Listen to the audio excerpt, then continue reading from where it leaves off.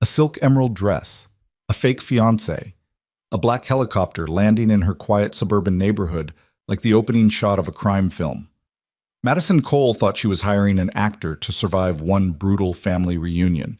Instead, she got Damian Moretti, the most feared mafia boss on the East Coast, standing at her door in a tailored charcoal suit, silver eyes colder than winter steel, saying 6 words that would shatter her entire world. "I believe I'm your date tonight." What started as a desperate lie became the most dangerous love story she never saw coming. Will she survive falling for a man the entire world fears? Watch until the end, hit that like button, and comment your city so I can see how far this story travels. Tukindi? Madison Cole's hands trembled as she fastened the clasp on the emerald dress. Silk, that cost 3 paychecks she didn't have, purchased specifically for tonight's annual Parker family reunion. The fabric clung to her like expensive armor, which was exactly what she needed.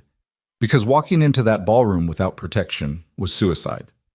She checked her phone again. 6:47 p.m. The car service was supposed to arrive 13 minutes ago. Her apartment smelled like cheap lavender candles and the leftover Chinese takeout containers stacked beside her laptop. Outside her window, the October sun bled orange across the New Jersey skyline, painting her cramped studio in shades of desperation she tried hard not to acknowledge. This wasn't how her life was supposed to look at 28. She'd imagined something cleaner by now, something impressive. Instead, she was a freelance journalist, scraping together rent by writing corporate press releases about dental equipment and accounting software, work that made her soul feel like it was slowly drowning in beige mediocrity. Tonight, though, she had a plan. Madison grabbed her phone and dialed the escort service again, straight to voicemail. She cursed under her breath and threw the phone onto her unmade bed, then immediately picked it up again because panic was a terrible lifestyle choice, but somehow her default setting. The Parker family reunion happened every October without fail, hosted by her cousin Vanessa's disgustingly wealthy in-laws at some obscenely expensive venue designed to remind everyone exactly where they ranked in the social hierarchy. Last year it was the Grand Meridian Hotel. The year before, a private yacht club. This year, Vanessa had sent out gold-embossed invitations announcing the event would take place at the Meridian again. Rooftop ballroom, black tie required, +1s encouraged. Translation: bring proof. You're not a complete failure. Madison had attended alone for the past 3 years. 3 years of passive-aggressive comments from Aunt Diane about still being single. 3 years of Vanessa's perfectly practiced sympathy that felt more like a knife slid between ribs with a smile. 3 years of distant relatives asking what she did for work, then visibly losing interest the moment she said freelance writer. Not this time. This year, Madison had hired a fake fiancé. She'd found the service online after 2 glasses of wine and a particularly brutal afternoon spent watching Vanessa's engagement photos flood Instagram. Vanessa in a designer gown, Vanessa's fiancé who looked like he'd walked out of a cologne commercial, Vanessa's ring that could probably pay off student loans for a small country. The website promised professional companions for all occasions. Discreet, elegant, experienced actors who could play any role required. Madison had selected a package called the Boyfriend Experience and paid $800 she absolutely could not afford for 4 hours of someone pretending to be madly in love with her. His name was supposed to be Ryan. Corporate consultant, charming, safe. The website showed a photo of a man with neat brown hair and an unremarkable smile that screamed, "I won't embarrass you at family events." Perfect. Except Ryan was now 17 minutes late, and Madison's carefully constructed plan was unraveling like cheap thread. She checked her phone again. No messages. No missed calls. "Damn it," she whispered. Her mother had already texted twice asking if Madison and her mystery fiancé needed a ride to the reunion. The lie had started small. Just a comment during a phone call last month about seeing someone new, but her mother had run with it like wildfire, telling everyone in the family that Madison was bringing her serious boyfriend to the reunion this year. Now the entire Parker family expected her to show up with proof. Madison crossed to her window and looked down at the street below. No black sedan, no charming actor in a tailored suit, just her neighbor's rusted Toyota and a stray cat picking through garbage near the curb. Her chest tightened. She could still cancel, show up alone. Admit the whole thing was a desperate lie constructed by a lonely woman who couldn't stand the thought of another year being pitied by relatives who measured worth in salary figures and relationship milestones. But the thought of walking into that ballroom alone again, of watching Vanessa's perfectly shaped eyebrows lift in fake concern, of fielding Aunt Diane's questions about why she hadn't settled down yet, made Madison's stomach turn. She'd rather light herself on fire. Her phone buzzed. Madison grabbed it so fast she nearly dropped it. Unknown number, she answered. Hello? Silence. Then a man's voice, low and controlled. Madison Cole? Yes. Are you from the service? You were supposed to be here 20 minutes ago? Change of plans. Madison froze. The voice didn't match the friendly, polished tone she'd expected from Ryan, the corporate consultant. This voice had edges, weight, like it was used to giving orders that people didn't question. What do you mean, change of plans? She asked carefully. Look outside. What? Your window. Look outside. Madison's pulse spiked. She crossed back to the window and stared down at the quiet street below, suddenly aware of how exposed she was standing there in her expensive dress with the lights on behind her. I don't see anything, she said. Look up. She tilted her head toward the sky. At first she didn't understand what she was seeing. Then the sound hit her. A deep, rhythmic thumping that rattled her window glass and sent vibrations through the floor beneath her feet. Madison stumbled backward as the noise grew louder, closer, impossibly loud. And then she saw it, a black helicopter descending toward her street like something out of a military operation. Oh my God, Madison breathed. The aircraft dropped lower, rotors slicing through the October air and sending golden leaves spiraling in violent circles. Car alarms started screaming, lights flickered on in neighboring apartments. People poured out onto the street, staring upward in shock as the helicopter settled onto the narrow residential road with mechanical precision that seemed impossible. Madison's brain couldn't process what was happening. This wasn't real. This couldn't be real. The helicopter touched down. The rotors began to slow.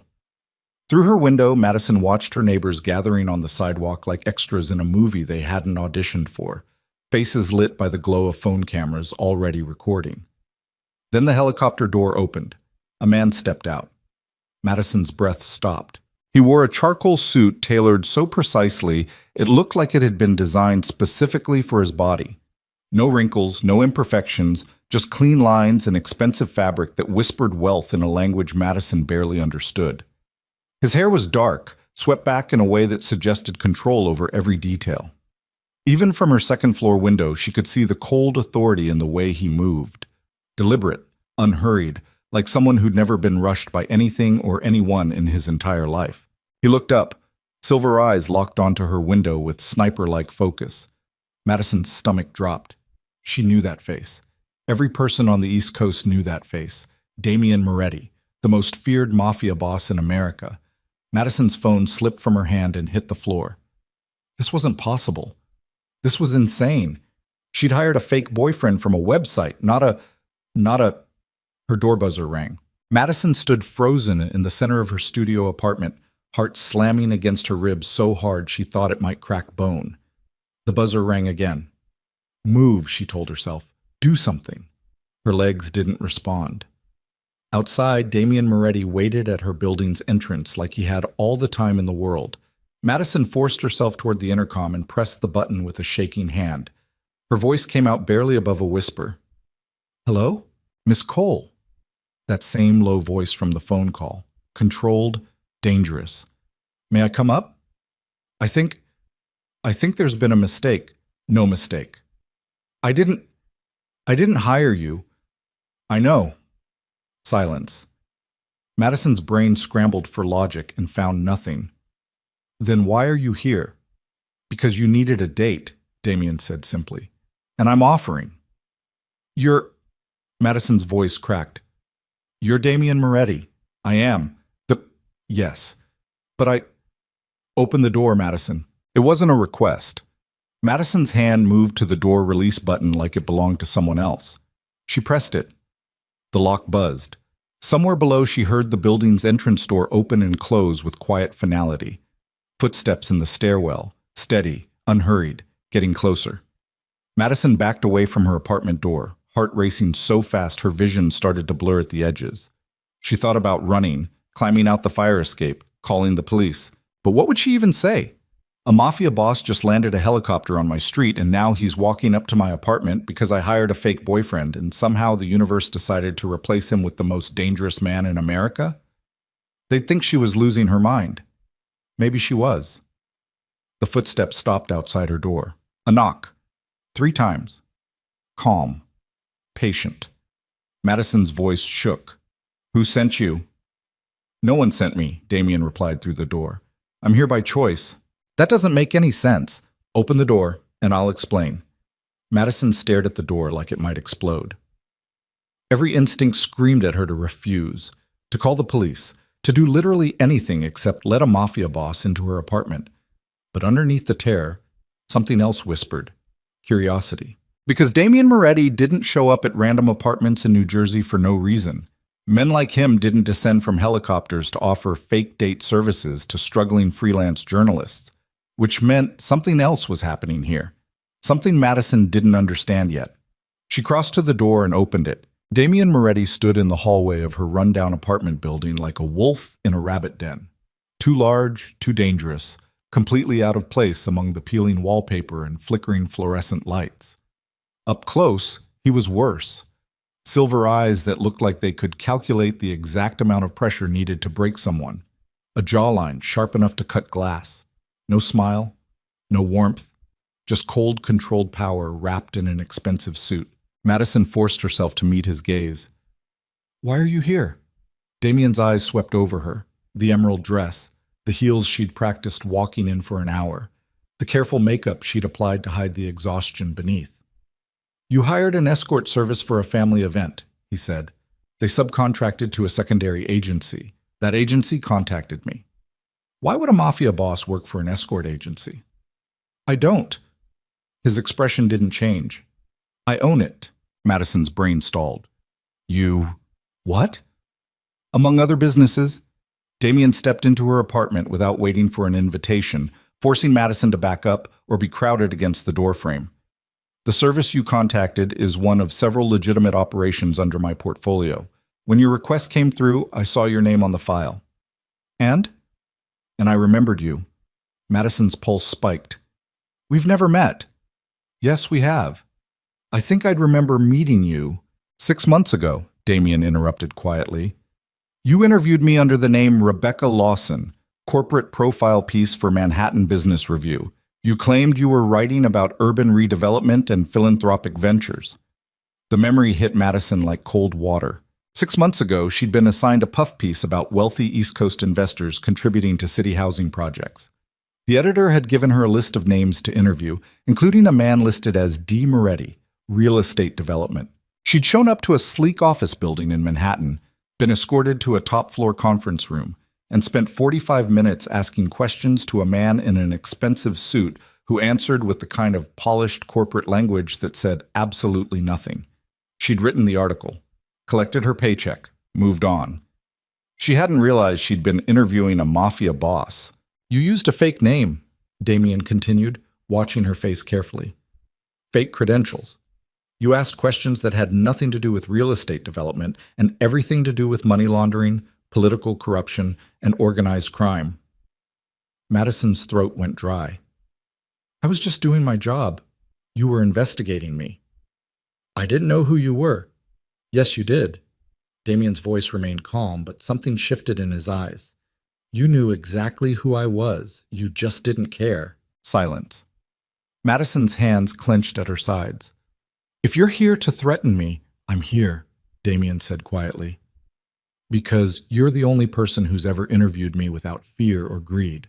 You challenged me, questioned me, forced me to defend an empire I'd spent years hiding behind legitimate businesses and polished PR statements." He paused. "I never forgot that. So you... what? Tracked me down?" "I kept tabs on you." Madison's stomach twisted. "That's illegal? Unethical?" Damien's mouth curved slightly, though it didn't reach his eyes. "Yes." "Then why?" "Because when I saw your name on tonight's request, I realized something." He stepped closer, not threatening, just present, filling the space between them with the kind of quiet authority that made Madison's breath catch. You needed someone to walk into a room full of people who underestimate you and make them see you differently. And you think you're that person? I know I am. Madison's laugh came out sharp and bitter. You're a mafia boss. Exactly. Damien's silver eyes held hers. Which means when I walk into that reunion with you tonight, no one will ever underestimate you again. The words settled into Madison's chest like stones. He wasn't wrong. Showing up with Damien Moretti would accomplish exactly what she wanted. It would shatter every assumption her family had about her, prove she wasn't the failure they thought she was, give her one night of being seen as someone powerful instead of pitied. But it would also put her directly in the orbit of a man whose name appeared in federal investigations, unsolved murder cases, and conspiracy theories about political corruption. A man who'd just admitted to tracking her movements for 6 months. This is insane, Madison whispered. Yes. I should say no. You should. Then why aren't you leaving? Damien's expression shifted, just slightly, just enough for Madison to see something beneath the controlled exterior. Something that looked almost like honesty. Because for 6 months, he said quietly, I haven't been able to stop thinking about the woman who walked into my office, looked me in the eye, and asked if I ever felt guilty about the people I'd destroyed to build my empire. He paused. No one's ever asked me that before. Madison's breath caught. What did you answer? She heard herself ask. I lied, Damien said. I gave you the polished corporate response about economic growth and job creation and community investment. His eyes didn't leave hers. But the real answer? Yes, I feel guilty every single day. The confession hung in the air between them. Outside, the helicopter's rotors had gone silent. The street below had returned to its usual quiet, though Madison could still hear distant voices. Neighbors dissecting what they'd just witnessed, probably already posting videos to social media. Her phone buzzed on the floor where she'd dropped it. Neither of them looked at it. I need to know something, Madison said finally. If I say yes to this, if I let you be my date tonight, what happens after? After tonight? Yes. Damien studied her for a long moment. That depends on you. On me? On whether you want there to be an after.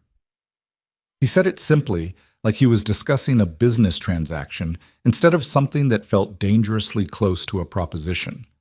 Tonight can be exactly what you paid for, 4 hours. I play the devoted fiancé. I make your family see you differently. Then I leave, and we never speak again. And if I want something different, then we negotiate. Madison's pulse hammered in her throat. Negotiate what?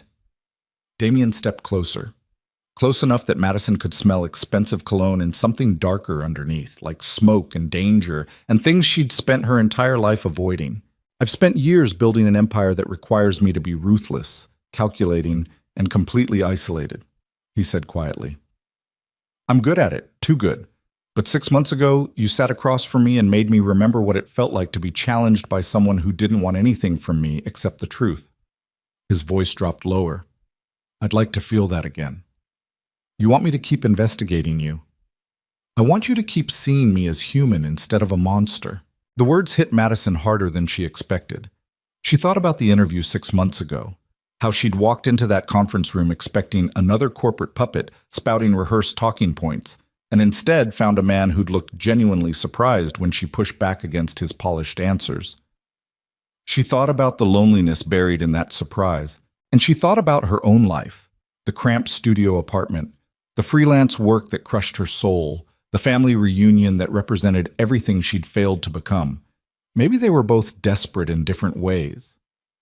If I say yes, Madison said slowly, I need rules. Name them. Tonight is a performance, nothing real. Agreed. You don't touch me unless it's necessary for the act. Understood. And after tonight, if I decide I don't want to see you again, you disappear. No tracking, no following, nothing. Damien's expression didn't change, but something flickered in his eyes. Disappointment, maybe, or understanding. Agreed, he said. Madison took a breath. This was insane, reckless. Possibly the worst decision she'd ever made, but walking into that reunion alone felt worse. Okay, she whispered. Let's do this. Damien's mouth curved into something that might have been a smile if it had reached his eyes. Then we should leave. We're already late. The reunion doesn't start until 8. We're not arriving with everyone else, Damien said. We're making an entrance. Good. The helicopter ride took 12 minutes. Madison spent all 12 of them gripping the seat with white-knuckled hands while Manhattan unfolded beneath them in a glittering sprawl of lights and steel. Damien sat across from her, calm and unbothered, like flying over the city in a private aircraft was something he did every Tuesday. He'd offered her a headset to block the noise, but Madison had refused. She needed the roar of the rotors to drown out the screaming voice in her head, asking what the hell she was doing. They didn't speak. Damien watched the city below with the detached focus of someone conducting surveillance. Madison watched him and tried to reconcile the ruthless mafia boss from news reports with the man who'd confessed to feeling guilty about his empire. Both versions felt true. Both versions terrified her. The helicopter began its descent. Through the window, Madison saw the Grand Meridian Hotel, rising like a monument to excessive wealth. All glass and steel and rooftop terraces designed for people who measured success in helicopter landings. They're going to see us, Madison said suddenly. Damien glanced at her. That's the point. I meant my family. They're going to see us arrive in a helicopter. Yes. They're going to ask questions. Let them. The aircraft touched down on the hotel's rooftop helipad with barely a tremor. Through the tinted windows, Madison could see figures gathering near the rooftop entrance. Security, probably, or hotel staff trained to handle the kind of guests who arrived by air. The rotors began to slow. Damien unbuckled his seatbelt and stood, moving through the cabin with the easy confidence of someone who'd done this 1,000 times. He reached the door, then paused and looked back at Madison. Last chance, he said quietly. We can turn around. I'll take you home. You show up to the reunion alone and tell your family the truth. Madison's hands trembled as she unbuckled her own seatbelt. No, she said. I'm done being invisible. Something shifted in Damien's expression. Approval, maybe, or recognition. He opened the helicopter door. The October wind hit them immediately, cold and sharp, and carrying the distant sounds of the city below. Damien stepped out first, then turned and offered his hand. Madison hesitated for just a second. Then she took it. His grip was warm, steady, and completely controlled.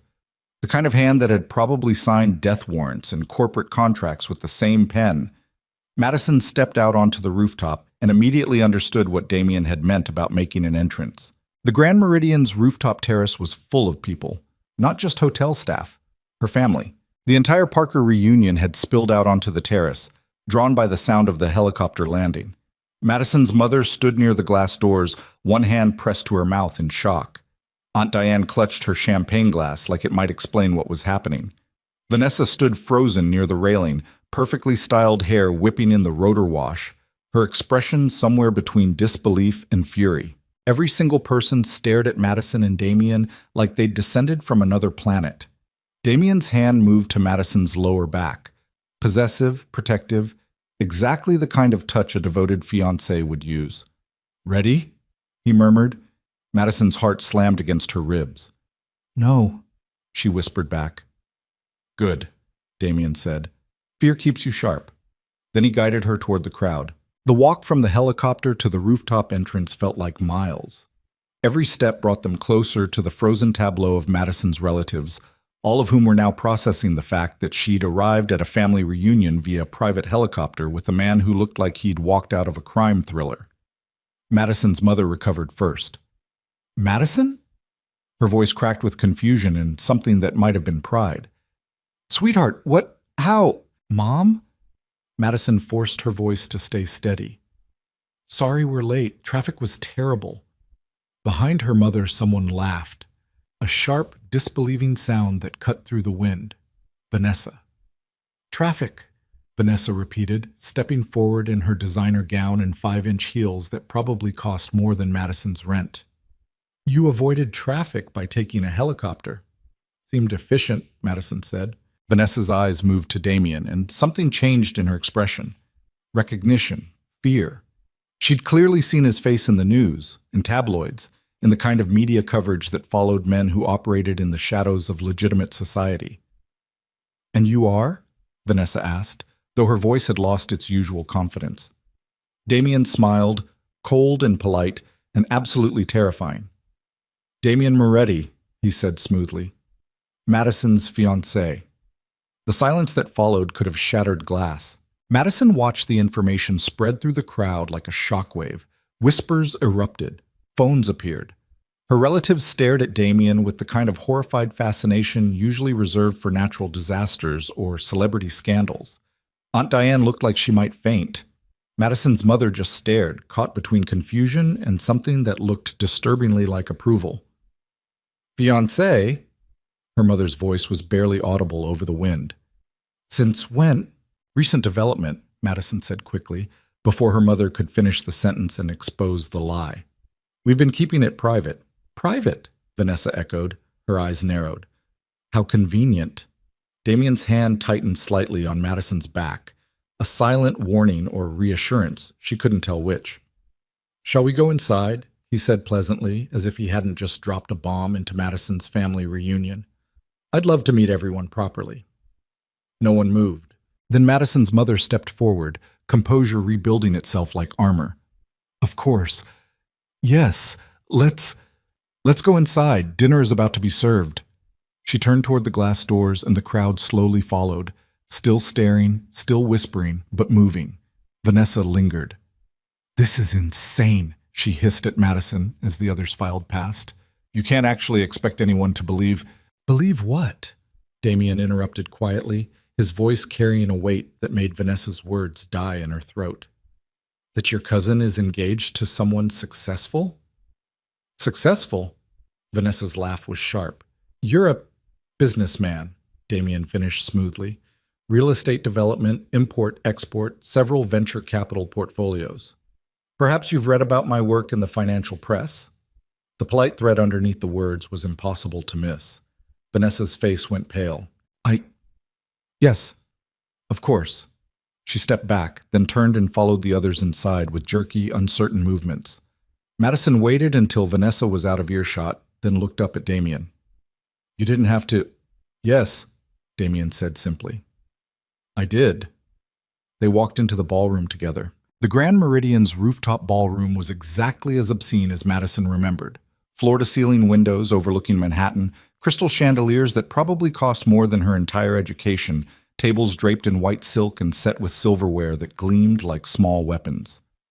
The Parker family had gathered near the bar, a cluster of wealth and judgment dressed in designer labels and practiced smiles. Every single person turned to watch Madison and Damien cross the room. Damien's hand never left her back. They moved through the crowd like predators through a herd. Slow, deliberate, impossible to ignore.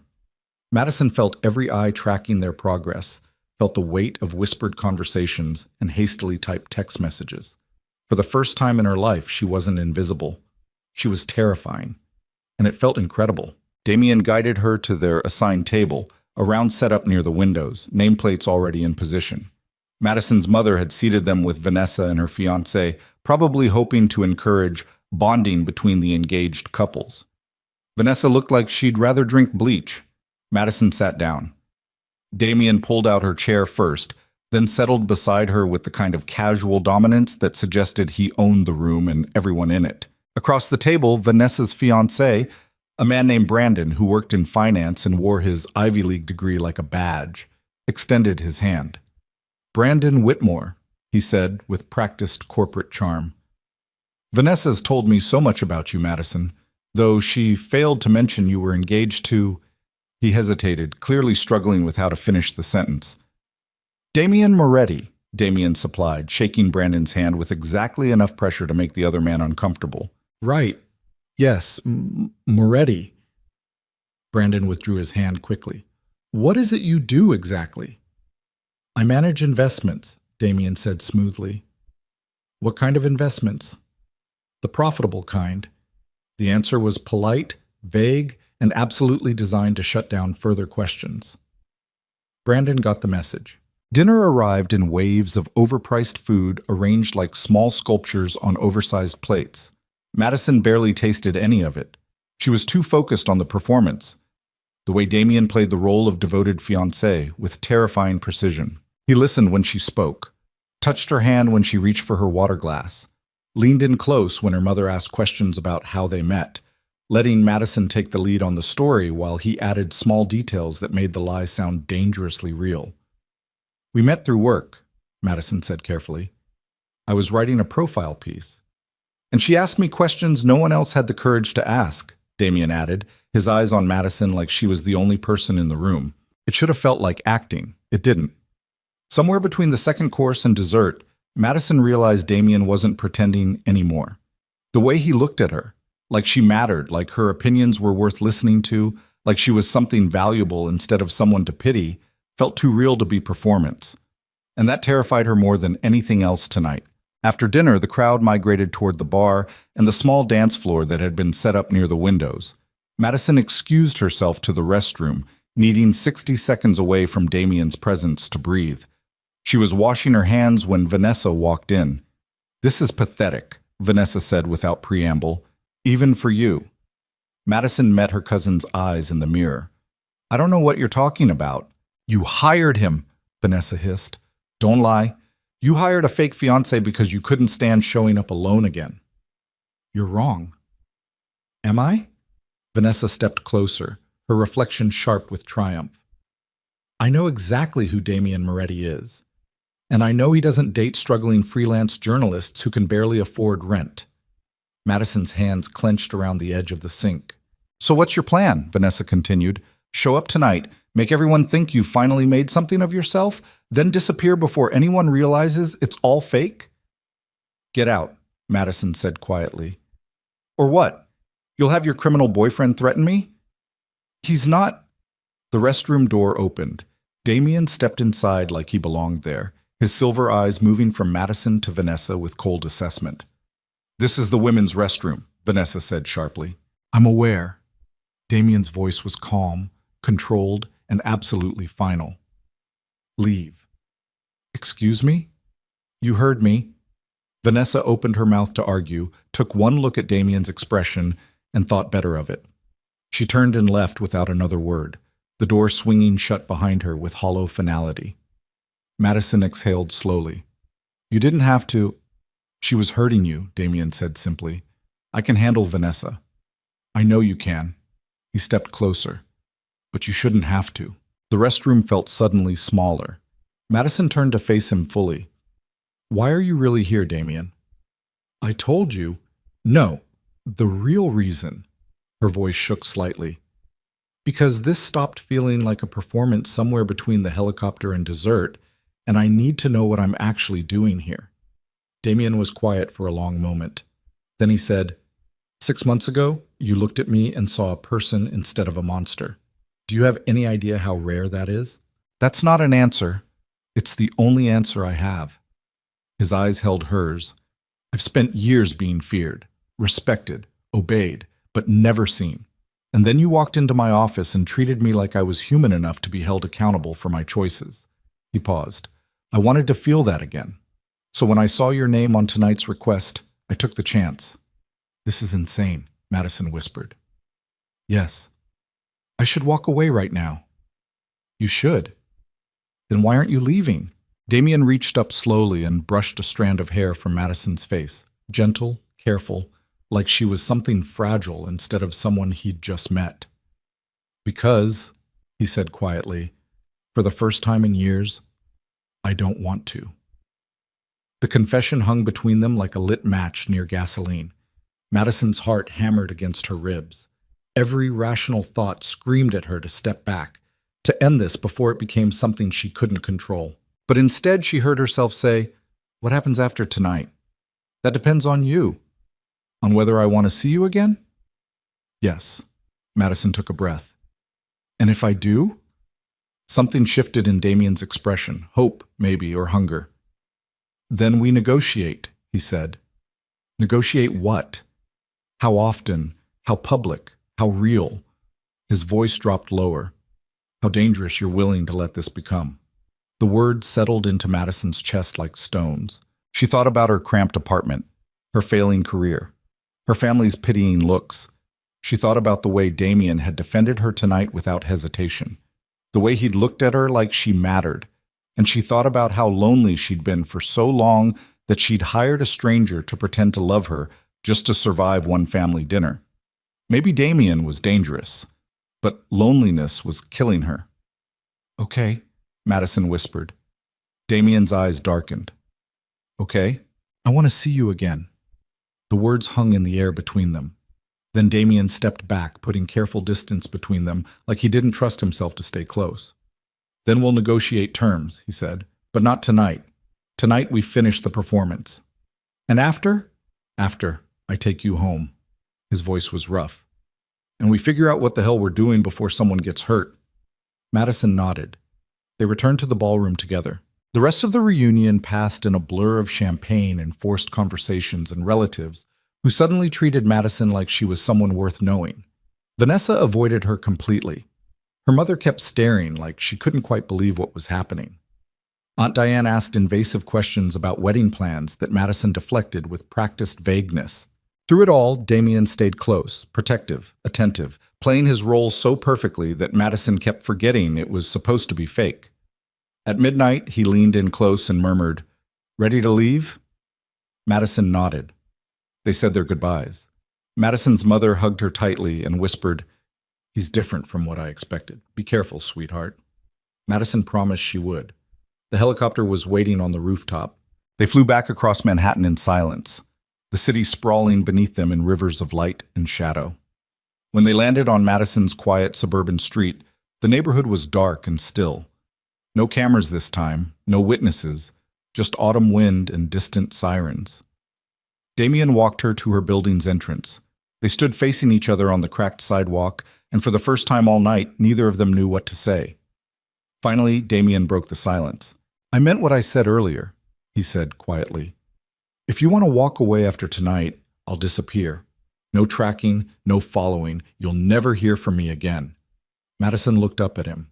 This dangerous, lonely man who'd just spent 4 hours pretending to love her and somehow made it feel real. "And if I don't want you to disappear?" she asked. Damien's expression shifted. "Then give me your real number, not the one you used for the escort service, your actual number." Madison hesitated. This was the moment, the choice that would determine whether tonight stayed a performance or became something neither of them could control. She pulled out her phone and recited the number. Damien entered it into his own phone without breaking eye contact. "I'll call you tomorrow," he said. "Okay. And Madison?" "Yes?" His silver eyes held hers with an intensity that made her breath catch. "Thank you," he said quietly, "for seeing me as human tonight, even if it was just for a few hours." Then he turned and walked back to the helicopter. Madison stood on the sidewalk and watched him leave, watched the aircraft rise into the October sky and disappear into the darkness beyond the city lights. Her phone buzzed. Unknown number. She opened the message. "Sleep well, Madison. Tomorrow, we negotiate what comes next." Madison stared at the text for a long moment. Then she walked inside, climbed the stairs to her apartment, and collapsed onto her unmade bed, still wearing the emerald dress. Her phone buzzed again. This time, it was Vanessa. "I know what you're doing, and when this blows up in your face, don't come crying to me." Madison deleted the message without responding. She lay in the darkness, heart still racing, and thought about silver eyes and helicopter rides and the most dangerous man on the East Coast asking her to see him as human. Somewhere across the city, Damien Moretti was probably doing the same thing, and neither of them had any idea how badly this was about to destroy them both. Damien called at 7 the next morning. Madison was still in bed, half asleep, entangled in sheets that smelled like cheap detergent and the fading remnants of expensive perfume she'd borrowed from a coworker for the reunion. Her phone vibrated against the nightstand with enough force to rattle the empty coffee mug beside it. She grabbed it without checking the screen. "Hello?" Her voice came out rough, scraped raw by exhaustion. "Did I wake you?" Damien's voice was crisp, alert, like he'd been awake for hours. Madison sat up too fast. Her head spun. "It's 7 in the morning. I'm aware. Normal people sleep past 7 on Sundays. I'm not normal people." A pause. "And neither are you, apparently. I checked your publication history last night. You wrote a piece about pension fund embezzlement at 3 in the morning last Tuesday." Madison's stomach dropped. "You're tracking my work schedule?" I'm paying attention, Damien corrected smoothly. There's a difference. That's a creepy difference. Noted. He didn't sound particularly concerned. Get dressed. I'm sending a car in 30 minutes. For what? Breakfast. I didn't agree to breakfast. You agreed to negotiate what comes next, Damien interrupted. Negotiations require conversation. Conversation requires presence. Therefore, breakfast. Madison pressed her palm against her forehead, trying to force her brain into coherent thought. Last night felt like a fever dream. Helicopters and rooftop landings and silver eyes that looked at her like she mattered. In the cold morning light, it all seemed insane. I need more than 30 minutes, she said. You have 28 now. Damien, the car will wait if necessary, but I'd prefer punctuality. His voice softened slightly. Please, Madison. The please did something to her chest she didn't want to examine. Fine, she muttered. Where are we going? You'll see. He hung up before she could argue.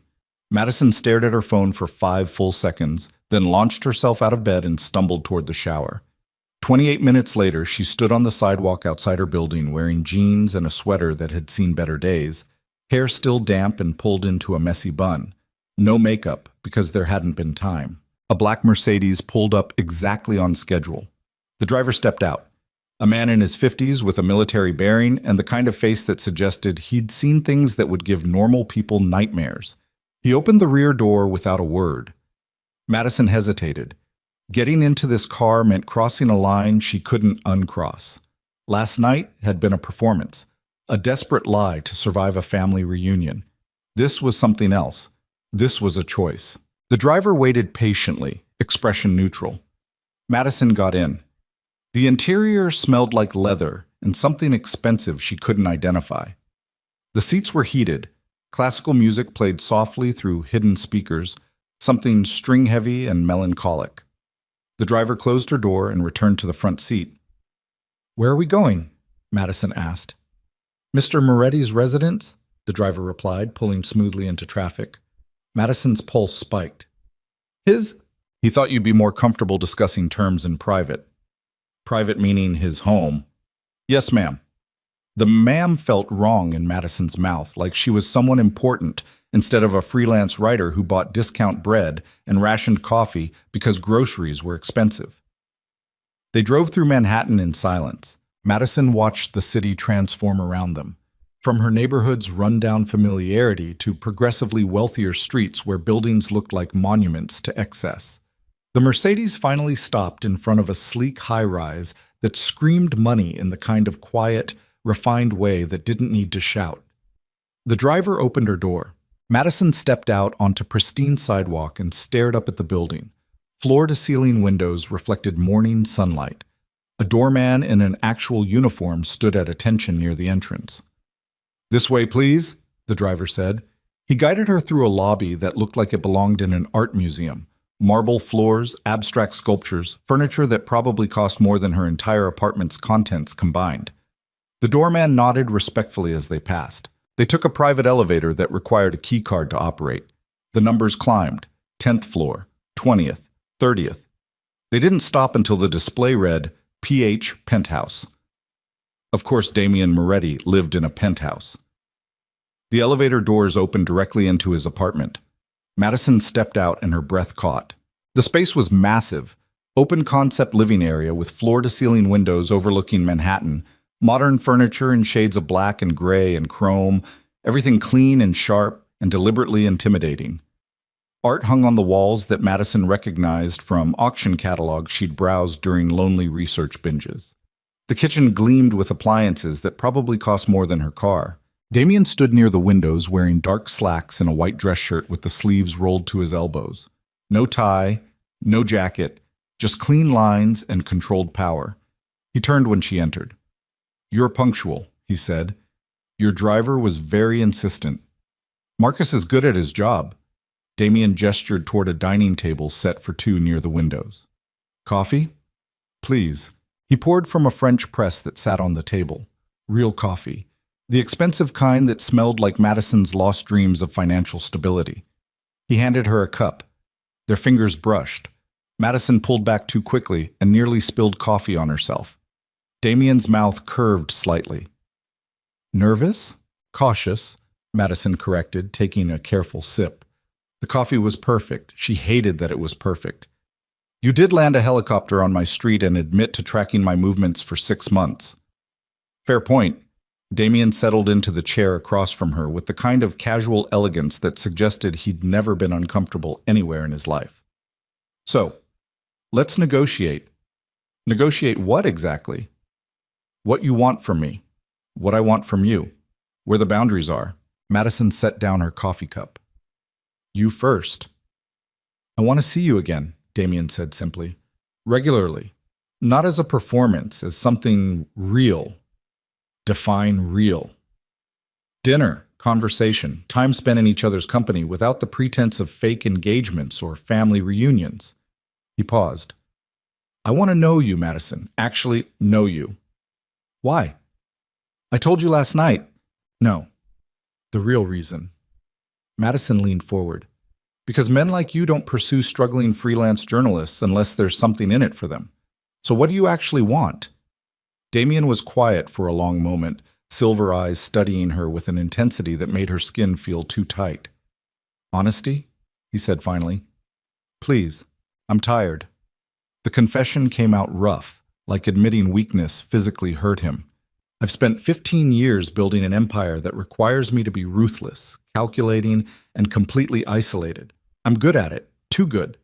But it's exhausting pretending to be a monster 24 hours a day when all I want is 30 seconds of being treated like a human being. Madison's chest tightened. And you think I can give you that? You already did. 6 months ago, when you interviewed me. Last night, when you looked at me like I was someone worth knowing instead of someone to fear. He paused. I want more of that. Even if it's selfish, even if it puts you at risk. What kind of risk?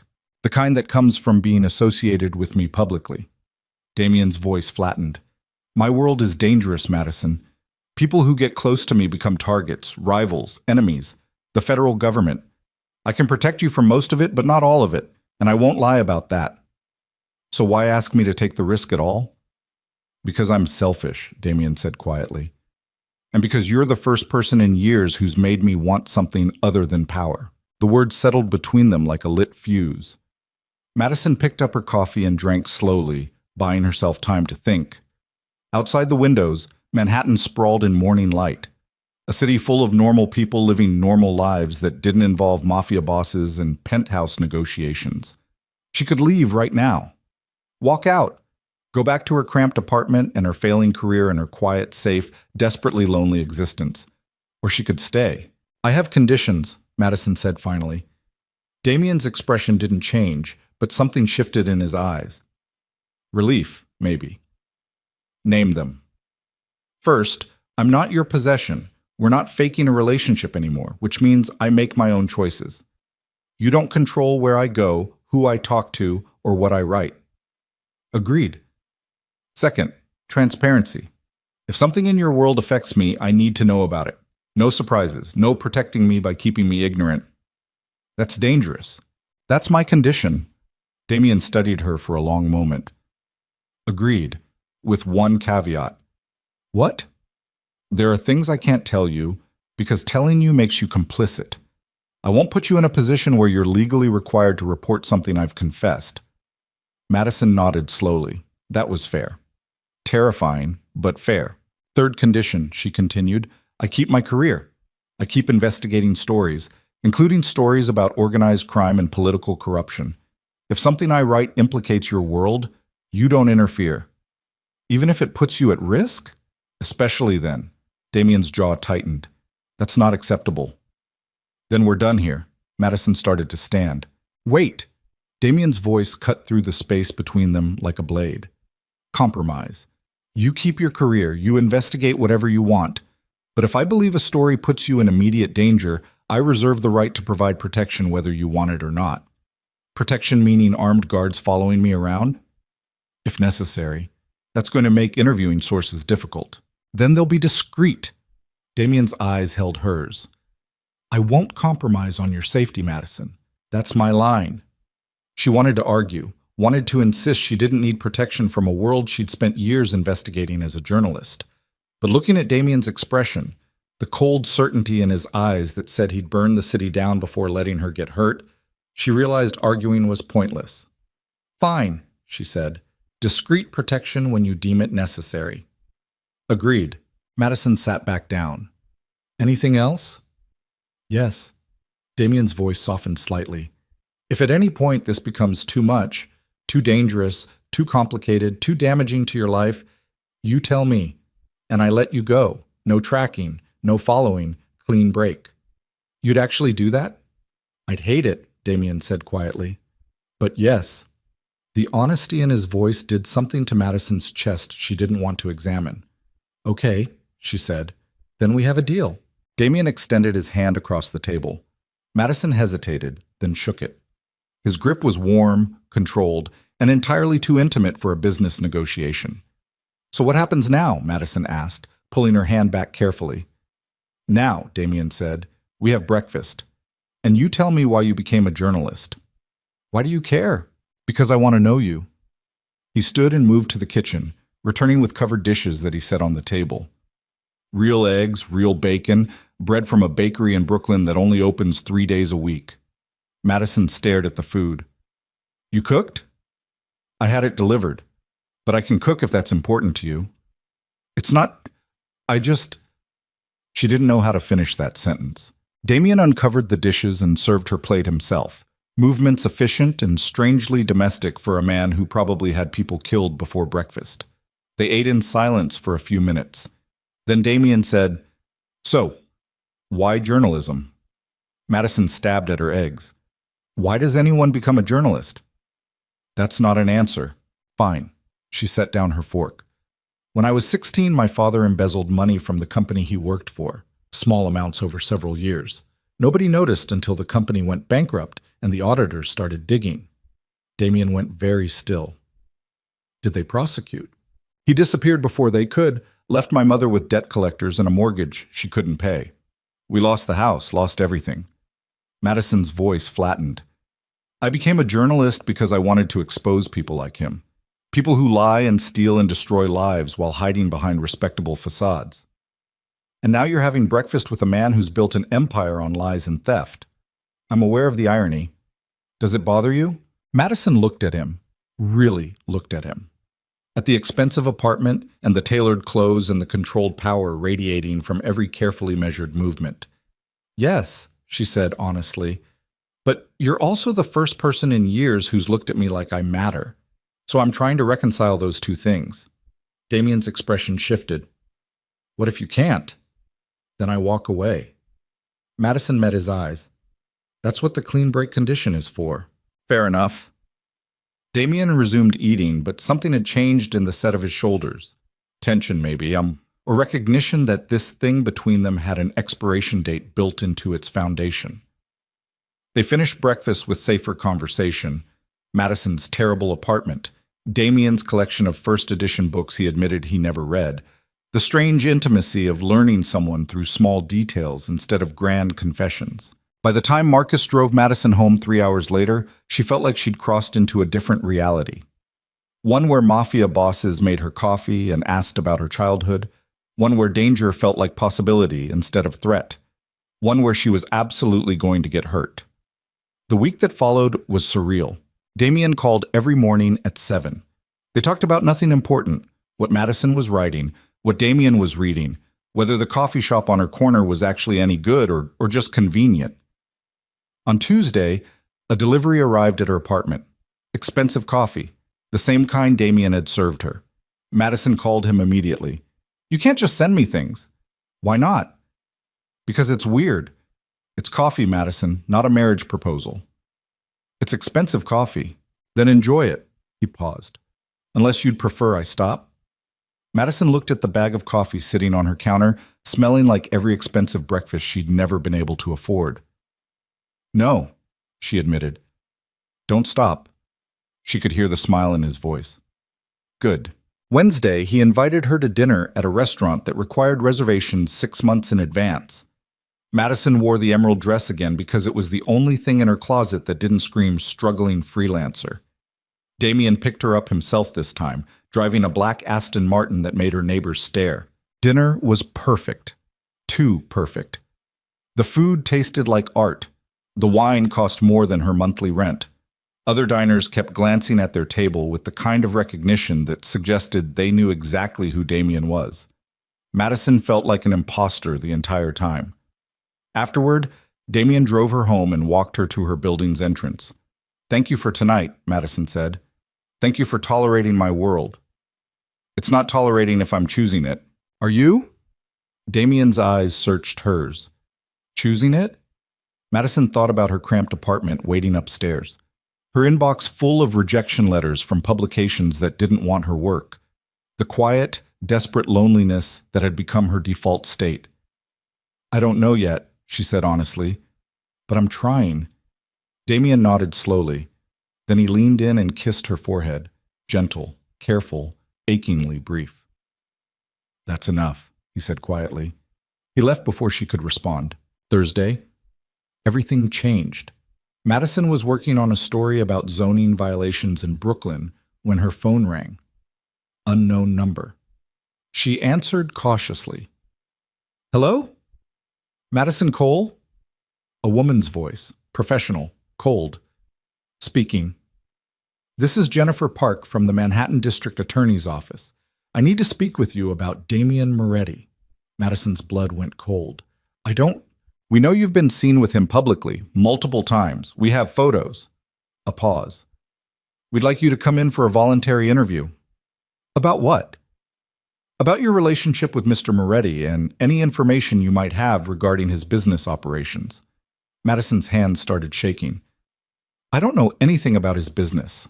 "Then the interview will be brief." Jennifer Park's voice remained professionally neutral. "But I should inform you that refusing to cooperate could be viewed as obstruction, particularly if we have reason to believe you're withholding relevant information." "That's tomorrow. 10 a.m. District Attorney's Office. We'll send you the address." The line went dead. Madison stared at her phone. This was real. The danger Damien had warned her about was real. She called him immediately. "Madison?" He answered on the first ring. "What's wrong?" "The DA's office just called. They want to interview me about you." Silence. Then, "When?" "Tomorrow morning." "Don't go." "I don't think I have a choice." "You always have a choice." Damien's voice went flat and cold. The voice of a man used to making problems disappear. "Let me handle this." "Handle it how?" "By making it clear you're off limits." "Damien, you can't." "Yes, I can. And I will." A pause.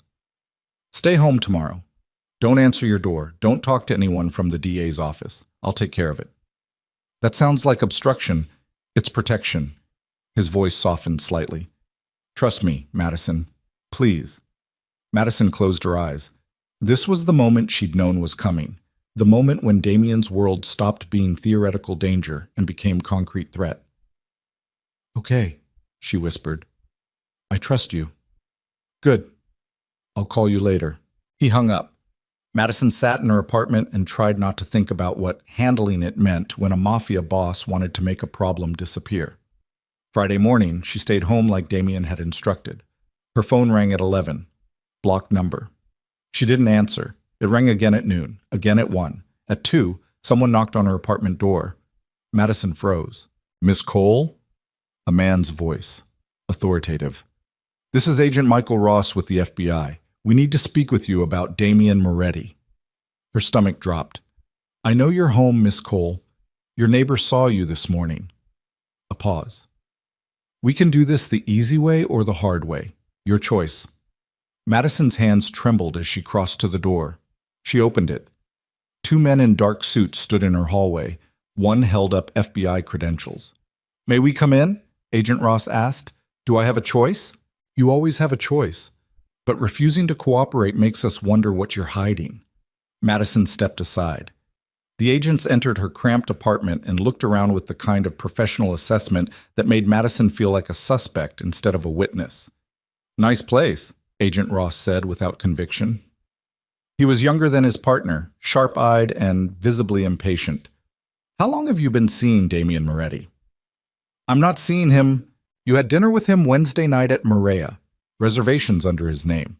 You left together at 10:47 p.m. Ross pulled out a tablet and showed her photos. That looks like seeing him to me. Madison's chest tightened.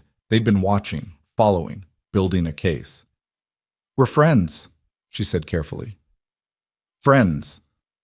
Ross's partner, an older man with gray hair and tired eyes, smiled without humor. When did you become friends with a known organized crime figure? I interviewed him 6 months ago for a story. About what? Urban development, real estate investment. And that interview led to a friendship? Eventually, Ross leaned against her kitchen counter. Let me tell you what we think happened, Miss Cole. We think Damian Moretti saw an opportunity. A journalist with access to sources, information, investigative resources. Someone who could be useful. So he cultivated a relationship, made you feel special, important, and now you're compromised. That's not... Have you given him information about any of your sources? The older agent interrupted. Names of people you've interviewed? Details about ongoing investigations? No. Has he asked you to write stories that benefit his business interests? No. Has he offered you money, gifts, expensive dinners in exchange for favorable coverage? I haven't written anything about him. Yet. Ross straightened. But you will. And when you do, we need to know if it's journalism or propaganda for a criminal organization. Madison's hands clenched at her sides. Get out. Excuse me? You heard me. Get out of my apartment. The older agent sighed. Miss Cole, I don't have to talk to you without a lawyer present, and I'm choosing not to. So leave. Ross and his partner exchanged glances. This is a mistake, Ross said quietly. Damian Moretti is dangerous. He uses people. And when they stop being useful, they disappear. He set a business card on her counter. When you're ready to protect yourself instead of him, call me. They left. Madison locked the door behind them and collapsed against it, heart hammering so hard her ribs ached. Her phone rang. Damian, she answered. They were here. I know. His voice was tight with controlled fury. Marcus saw them enter your building. Are you hurt? No, just... They think I'm compromised. They think you're using me. I am using you. The admission came out flat and honest. Not the way they think, but I am. Because being around you makes me feel human, and I'm selfish enough to take that even though it puts you at risk. Madison closed her eyes. Damian, pack a bag. What? Pack a bag. Marcus is on his way. You're staying at my place until this settles. I can't just... You can, and you will. His voice left no room for argument. The FBI knows where you live now. They'll come back. Probably with a warrant next time. I won't let you face that alone. This is exactly what they warned me about. I don't care what they warned you about. Damian's voice dropped lower, dangerous, and possessive. You're mine to protect, Madison. That was the deal. So pack a bag and get in the car when Marcus arrives. We'll figure out the rest later. The word mine did something to Madison's chest she absolutely didn't want to examine. Okay, she whispered. Good. I'll see you soon. He hung up. Madison stood in her apartment for 30 seconds, trying to process what was happening. Then she grabbed a duffel bag and started packing. Marcus arrived 20 minutes later. The drive to Damian's penthouse felt like crossing into enemy territory. Except Madison couldn't tell anymore which side was the enemy. The FBI agents who'd interrogated her in her own home, or the mafia boss who'd promised to protect her while admitting he was using her? Both, probably. Neither. The elevator doors opened directly into Damian's apartment. He was waiting near the windows, phone pressed to his ear, voice low and controlled as he spoke in what sounded like Italian. When he saw Madison, he ended the call immediately. You came, he said. Did I have a choice? Always. Damian crossed to her and took the duffel bag from her trembling hands. But I'm glad you chose this. Madison looked up at him, at silver eyes that held equal parts concern and something darker. Possession, maybe. Or hunger. They're going to come after me harder now, she said quietly. The FBI. The DA. Everyone who wants to build a case against you. I know. And you still want me here? More than ever. Damian set down her bag and cupped her face with both hands. Gentle, careful, achingly intimate. Because the alternative is watching you face them alone, and I can't do that. Why not? Because I'm falling for you. The confession came out rough, like admitting it physically hurt him. And that means protecting you even when it makes everything more complicated. Madison's breath caught. This was the point of no return, the moment when theoretical danger became concrete reality, when a fake engagement became something neither of them could control, when the lines between protection and possession blurred into something Madison couldn't define. She should pull away, should grab her bag and leave before this destroyed her completely. Instead, she leaned into Damien's touch and whispered, "I'm falling for you too." Damien's eyes darkened. Then he kissed her. Not gentle, not careful, like a man who'd spent weeks holding back and finally couldn't anymore. Madison kissed him back with equal desperation, hands fisting in his shirt, body pressed against his, every logical thought dissolving into heat and need and the terrifying realization that she'd just crossed a line she could never uncross. When they finally broke apart, both breathing hard, Damien rested his forehead against hers. "This is going to get worse before it gets better," he said quietly. "I know. People are going to try to destroy you for being with me. I know, and I'm still not letting you go." Madison's hands tightened on his shirt. "Good." Damien pulled back just enough to meet her eyes. "Then we face it together." "Together," Madison echoed. Outside the floor-to-ceiling windows, Manhattan glittered in afternoon light. A city full of people who had no idea that somewhere in a penthouse overlooking it all, a journalist and a mafia boss had just sealed both their fates. Madison's phone buzzed. She ignored it. It buzzed again. Damien pulled away reluctantly and handed her the phone. "Check it." Madison looked at the screen. "Unknown number. Text message. We know you're with him. This is your last chance to cooperate before we start treating you as an accomplice instead of a witness." Agent Ross Madison showed Damien the message. His jaw tightened. "They're bluffing," he said. "Are they?" "Probably." Damien took the phone and deleted the message. "But it doesn't matter, because you're not going anywhere near them without a lawyer present." Damien, no arguments. His eyes held hers with cold certainty. "I've already contacted the best criminal defense attorney in New York. He'll handle any communication with the FBI or the DA's office. You don't speak to them. You don't answer their calls. You don't—" Madison's phone rang. Different number this time. She answered before Damien could stop her. "Hello? Madison Cole?" A man's voice, smooth, professional, vaguely familiar. "Speaking. This is Trevor Wade from the New York Tribune. I'm calling about your relationship with Damien Moretti." Madison's stomach dropped. "How did you get this number?" "Public records." "Listen, I'm working on a story about Moretti's connections to political corruption and organized crime. Multiple sources have confirmed you've been seen with him publicly. I'd love to get your comment on—" Madison hung up. Her hands shook. Damien watched her carefully. "Media?" "New York Tribune. They're writing a story about us." "Of course they are," Damien's voice flattened. "This is what I warned you about. My world doesn't stay private." "I know." Her phone rang again, different number. Then again, and again. Within 5 minutes, Madison had received 7 calls from different area codes. Reporters, tabloid journalists, bloggers who'd somehow gotten her number and wanted comment on her relationship with the most feared mafia boss on the East Coast. Damien took the phone and powered it off. "You're staying here until this dies down," he said. "Not a request." "For how long?" "As long as it takes." Madison looked around the penthouse, at the expensive furniture and the floor-to-ceiling windows and the art that cost more than her entire life savings. "I can't just hide here forever."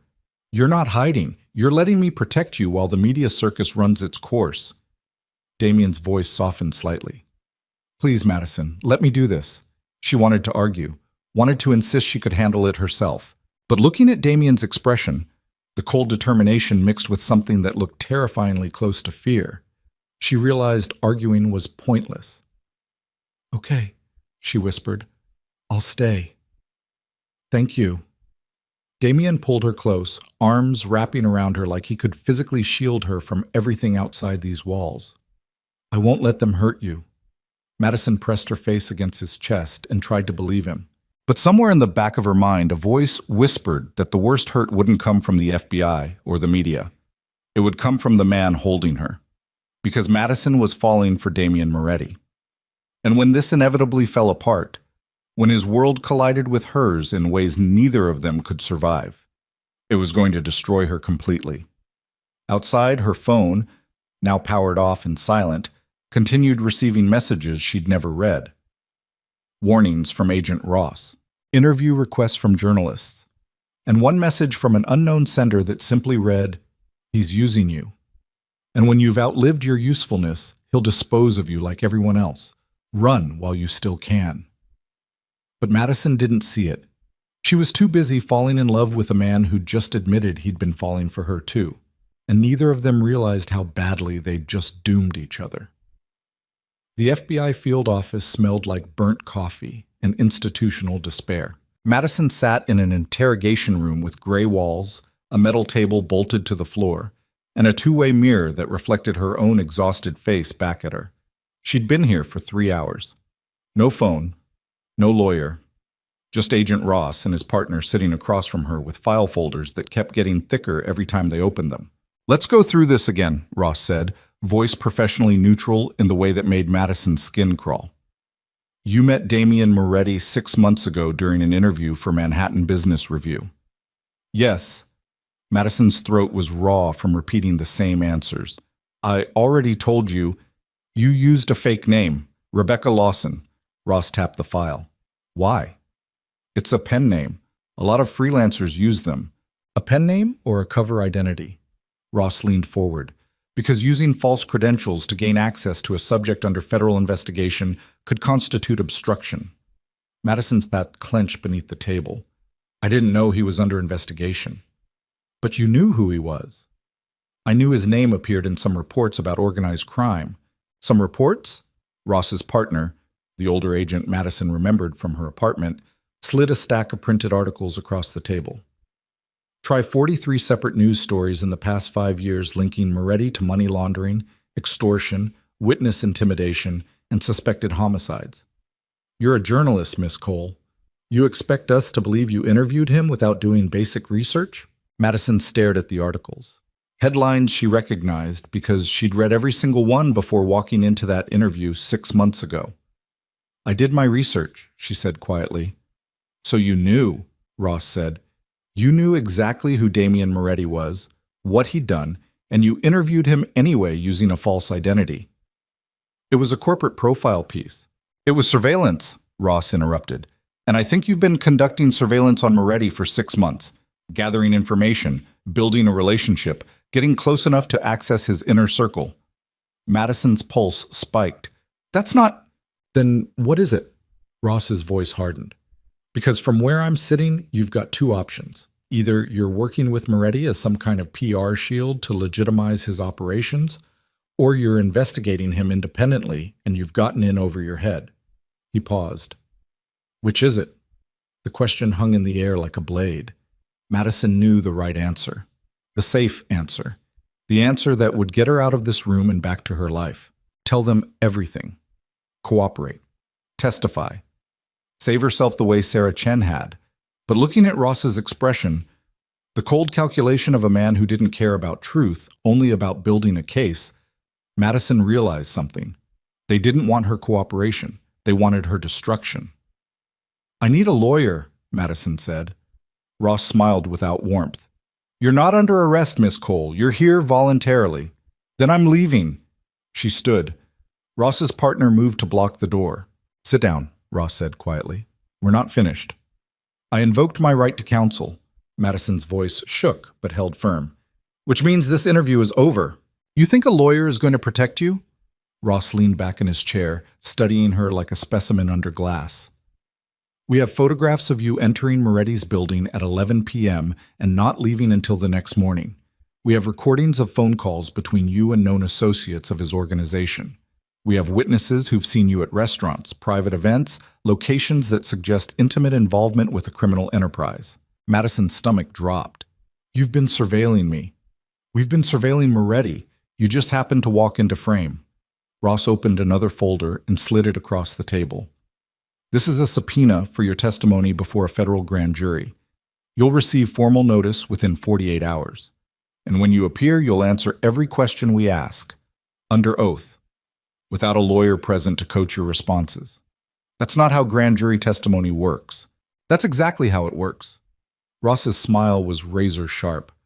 Your lawyer can sit outside the room, but inside, it's just you, the prosecutors, and 23 jurors deciding whether to indict Damian Moretti based on what you tell them. Madison's hands trembled. I don't know anything worth testifying about. Then it'll be a short testimony. Ross stood. But if we find out you lied under oath to protect him, you'll go to prison for perjury. Minimum 3 years, maximum 15. He let that sink in. Still think you don't need a lawyer? The older agent opened the door. You're free to go, Ross said. For now. But Miss Cole? He waited until she looked at him. Whatever you think you feel for Damian Moretti, it's not real.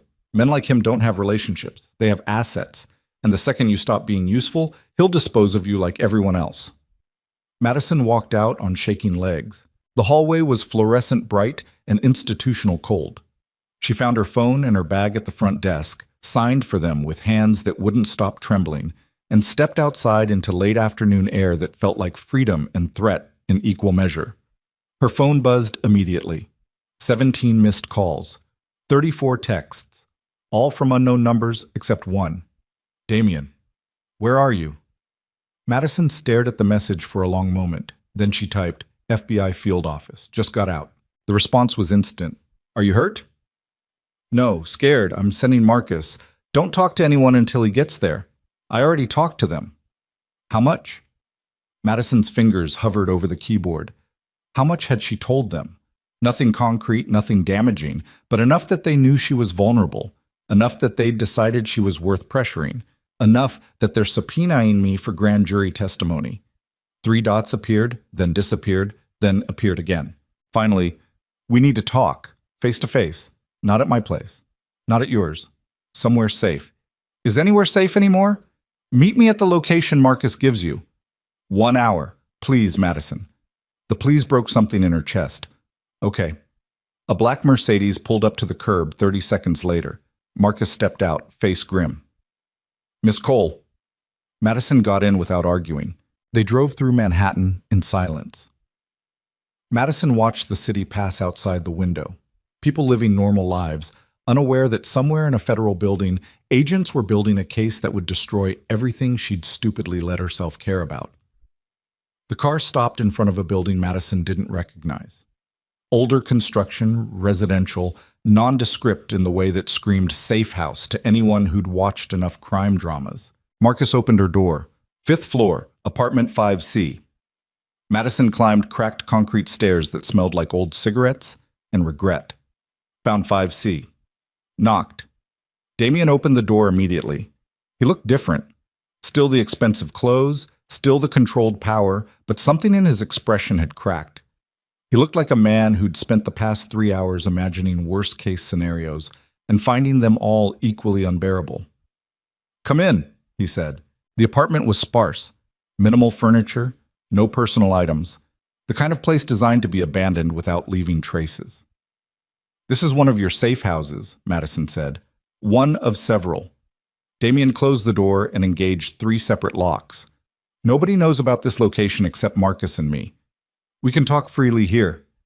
Madison set down her bag and turned to face him. They're going to make me testify. I know.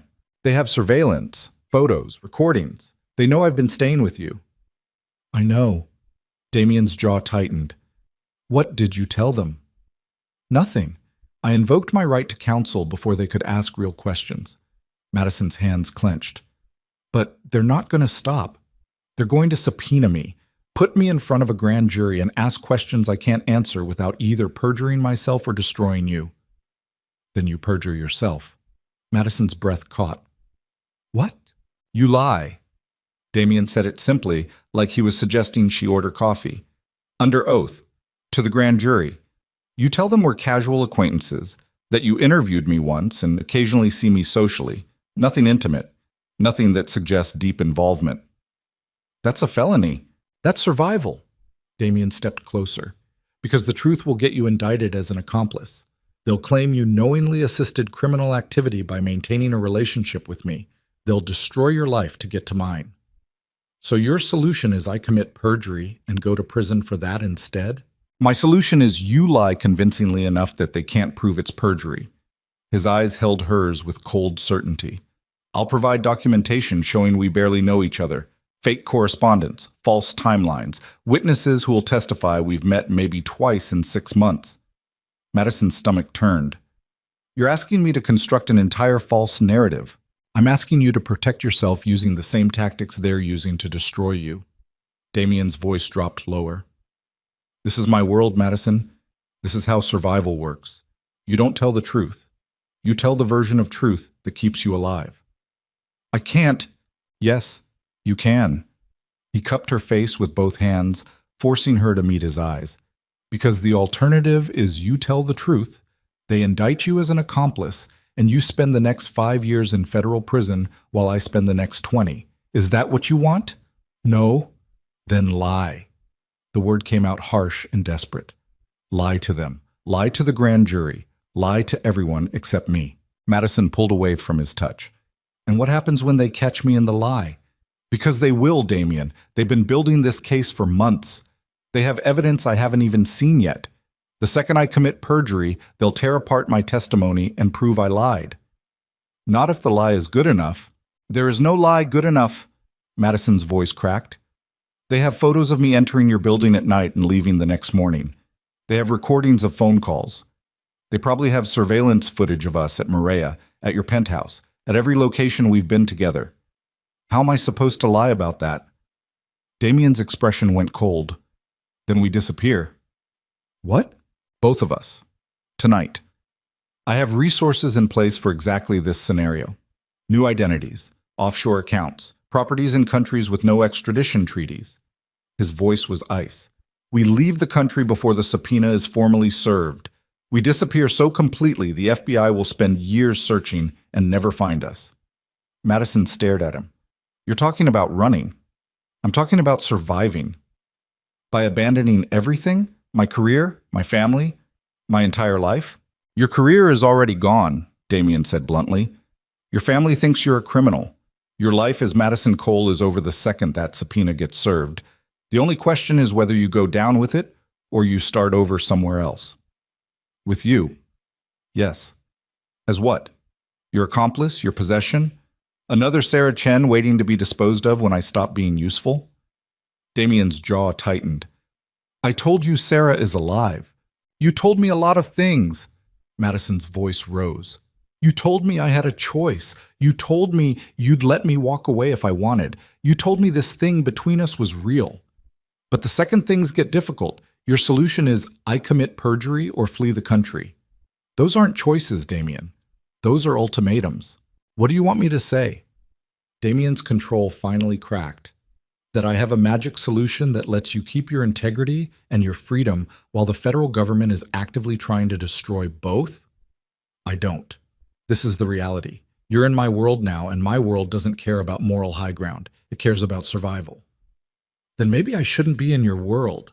The words tore out of Madison before she could stop them. Silence.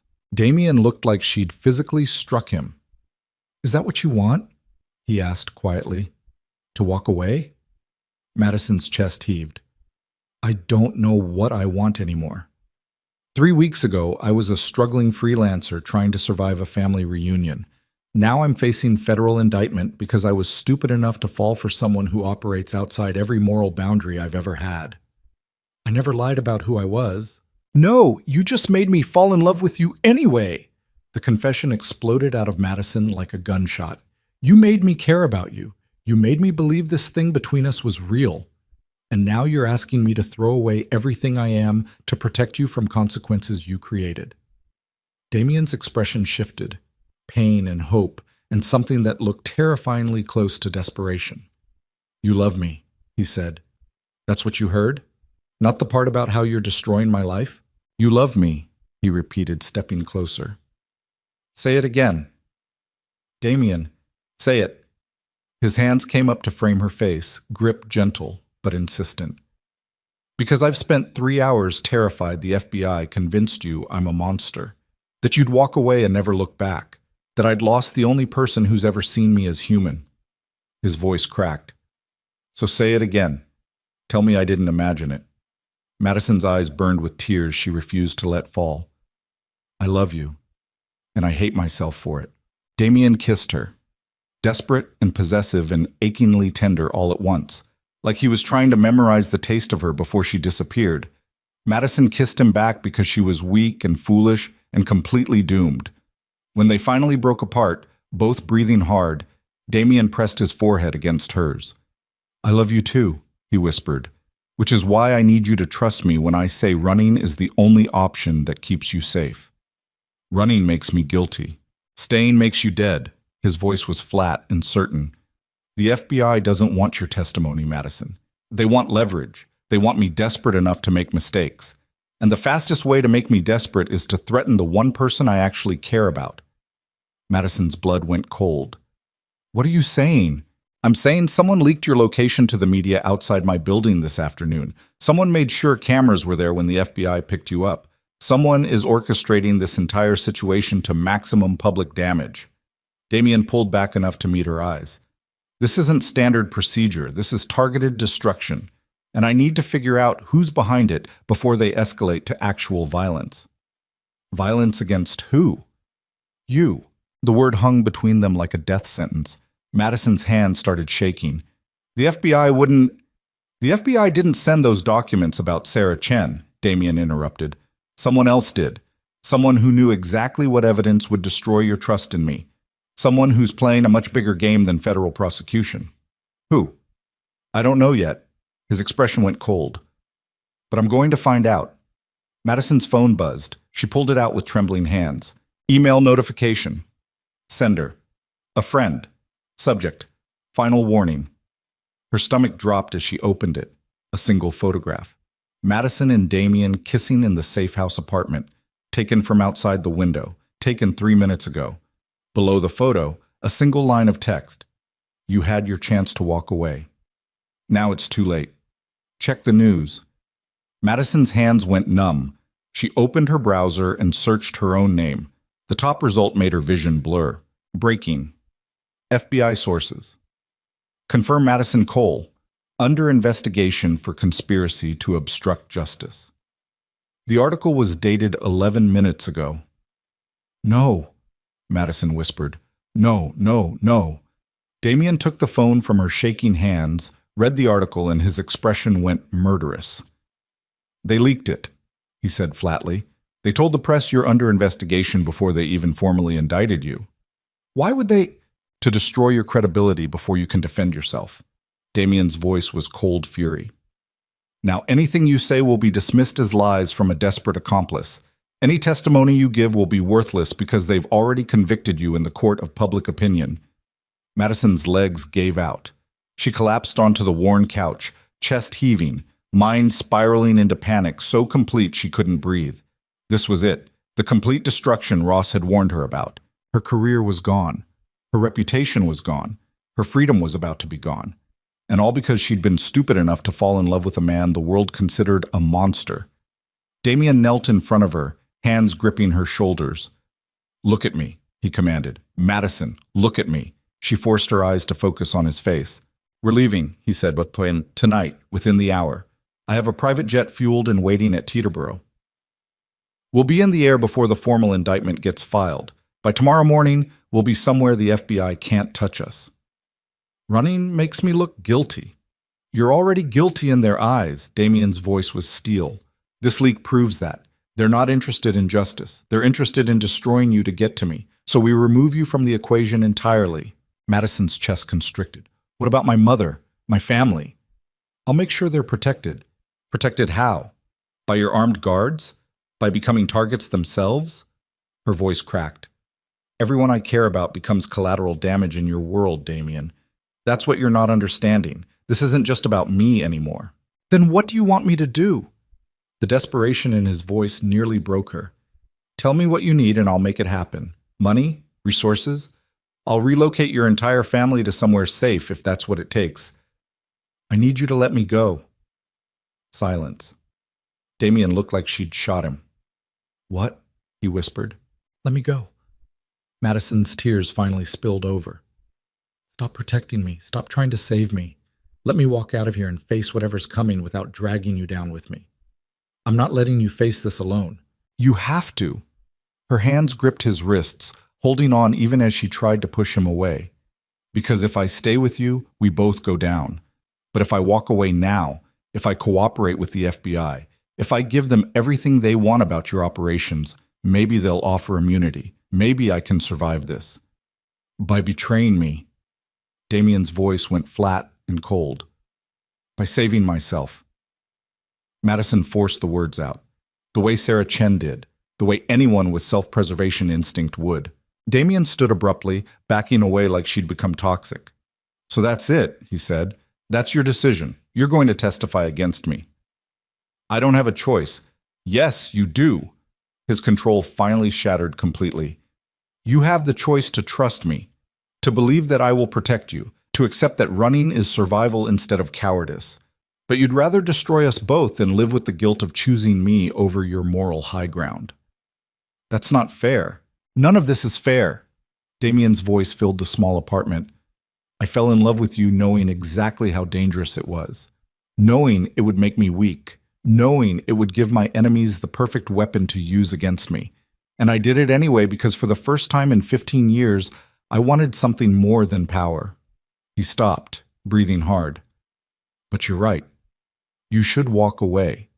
Because I can't protect someone who's already decided I'm the monster they should be running from." Madison stood on shaking legs. "Damien, get out. Please, just listen. I said get out." The words came out raw and broken. "Before I do something I'll regret. Before I lock you in a room and drag you onto that plane whether you want it or not. Before I become the actual monster you're so afraid of." Madison grabbed her bag with trembling hands, walked to the door, stopped with her hand on the lock. "I'm sorry," she whispered without turning around. "No, you're not." Damien's voice was ice. "You're relieved, because now you get to walk away with your integrity intact while I burn alone." Madison opened the door, stepped into the hallway. The door slammed shut behind her with brutal finality. She made it down 2 flights of stairs before her legs gave out completely, collapsed on a landing that smelled like mildew and broken promises, pressed her face against her knees, and finally let herself break. Her phone buzzed. Text message from a blocked number. "Smart choice. Report to the FBI field office tomorrow at 9 a.m. Ask for Agent Ross. He'll discuss immunity arrangements in exchange for your full cooperation. Welcome to the winning side." Madison stared at the message through blurred vision. This should feel like victory, like survival, like making the right choice to save herself from destruction. Instead, it felt like she'd just murdered the only person who'd ever actually seen her. Her phone buzzed again. This time, a news alert. Developing.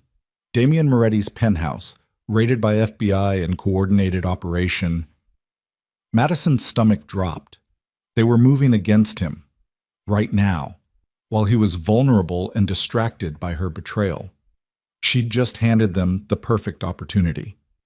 Her hands shook as she pulled up another news site. Different headline. Sources confirm Madison Cole negotiating immunity deal in exchange for testimony against Moretti. They'd leaked that too, before she'd even made the decision, before she'd even agreed to cooperate. Someone had decided her fate hours ago and just waited for her to realize she had no other option. Madison's phone rang. Unknown number. She answered numbly. "Hello? Madison Cole?" A woman's voice. Cold, professional, unfamiliar. "Yes. This is your final warning. Stop cooperating with federal authorities. Stop trusting Agent Ross. And most importantly, stop believing the FBI is trying to help you." Who is this? Someone who knows the real game being played here, and someone who's trying to save your life before you testify yourself into a grave. A pause. Agent Ross isn't building a case against Damien Moretti. He's building a case against you. The immunity deal is fake. The cooperation agreement is a trap. And if you walk into that field office tomorrow morning, you will be arrested for conspiracy, racketeering, and accessory to multiple federal crimes. Madison's blood turned to ice. That's not... Check your email. I'm sending you the actual indictment Ross plans to file. Your name is listed as a co-conspirator in 17 separate charges. Damien's name appears exactly twice. The woman's voice softened slightly. He was never the target, Madison. You were. From the beginning. Everything that's happened, the leaked photos, the media circus, the pressure to testify, was designed to make you desperate enough to walk into a trap disguised as immunity. Why would they? Because someone paid them to. Someone who wants Damien Moretti isolated and vulnerable. And the fastest way to accomplish that is to remove the one person he actually cares about. The line crackled. I'm sending you coordinates. A car will pick you up in 10 minutes. Get in it. Trust nothing else. Who are you? Madison demanded. Sarah Chen. And unlike Damien, I actually did disappear into witness protection, which means I know exactly what the FBI does to witnesses who stop being useful. The line went dead. Madison stared at her phone in numb horror as an email notification appeared. PDF attachment. Legal document. She opened it with shaking hands. United States District Court, Southern District of New York, USA, versus Madison. Elizabeth Cole. Indictment. Count 1. Conspiracy to commit money laundering. Count 2. Conspiracy to obstruct justice. Count 3. Acting as an unregistered agent. 17 counts total, each carrying 5 to 20 years in federal prison. Madison's vision blurred as she scrolled through page after page of charges that painted her not as a witness, but as Damien's active accomplice in criminal operations she'd never even known existed. Her phone buzzed. Text message. Coordinates. Address 3 blocks away. Car is waiting. Black SUV. License plate 7XM4891. You have 8 minutes before Ross realizes you're not at your apartment and sends agents to collect you. Madison stood on shaking legs. Every instinct screamed that this was another trap, another manipulation, another lie designed to push her deeper into a world she couldn't escape. But looking at the indictment on her screen, at 17 federal charges that would destroy her life regardless of whether she cooperated, Madison realized something. She was already trapped. The only question was which trap would kill her faster. 7 minutes. Madison ran. Down cracked stairs, out a side exit, through alleys that smelled like garbage and desperation. Her heels caught on broken pavement, but she didn't stop. Couldn't stop. The coordinates led to a parking garage entrance. A black SUV sat idling near the barrier, license plate matching the text. Madison approached on trembling legs. The rear door opened. A woman sat inside. Asian features, late 30s, tired eyes that had seen things Madison couldn't imagine. Get in, Sarah Chen said, before they find you. Madison got in. The door closed. The SUV pulled out into traffic with practiced ease. Madison's chest heaved as she tried to process what was happening. The indictment is real, Sarah said without preamble. Ross has been building a case against you for 3 months, since before you even met Damien at that family reunion. That's impossible. Someone paid him to. Sarah's voice was flat. Someone who knew Damien would eventually try to pursue a real relationship. Someone who positioned you perfectly to be manipulated into exactly this scenario. Someone who's been playing a much longer game than anyone realized. Madison's throat closed. Who? I don't know yet, but I know they're dangerous enough to corrupt a federal agent, smart enough to orchestrate media leaks with perfect timing, and ruthless enough to destroy an innocent woman's life just to isolate Damien Moretti. Sarah met Madison's eyes in the rearview mirror. You're not collateral damage, Madison. You're the weapon they've been sharpening for months, and they're about to use you to cut Damien's throat. Then what do I do? You disappear. Sarah handed her a manila envelope. New identity, new passport, bank account with enough money to start over somewhere the FBI can't find you. I'll have you out of the country before midnight. What about Damien? What about him? Sarah's voice hardened. He survived worse than losing you. He'll survive this too. The question is whether you will. Madison stared at the envelope in her hands. Inside was everything she needed to escape, to start over, to survive. All she had to do was abandon Damien completely and permanently. Leave him to face his enemies alone, while she disappeared into a life that wasn't hers, become exactly what Ross had accused her of being, a coward who saved herself by sacrificing the man she loved. Or she could throw away the envelope, walk back into that safe house, and face whatever was coming with Damien beside her. Even if it meant going to prison, even if it meant losing everything, even if it meant destroying them both.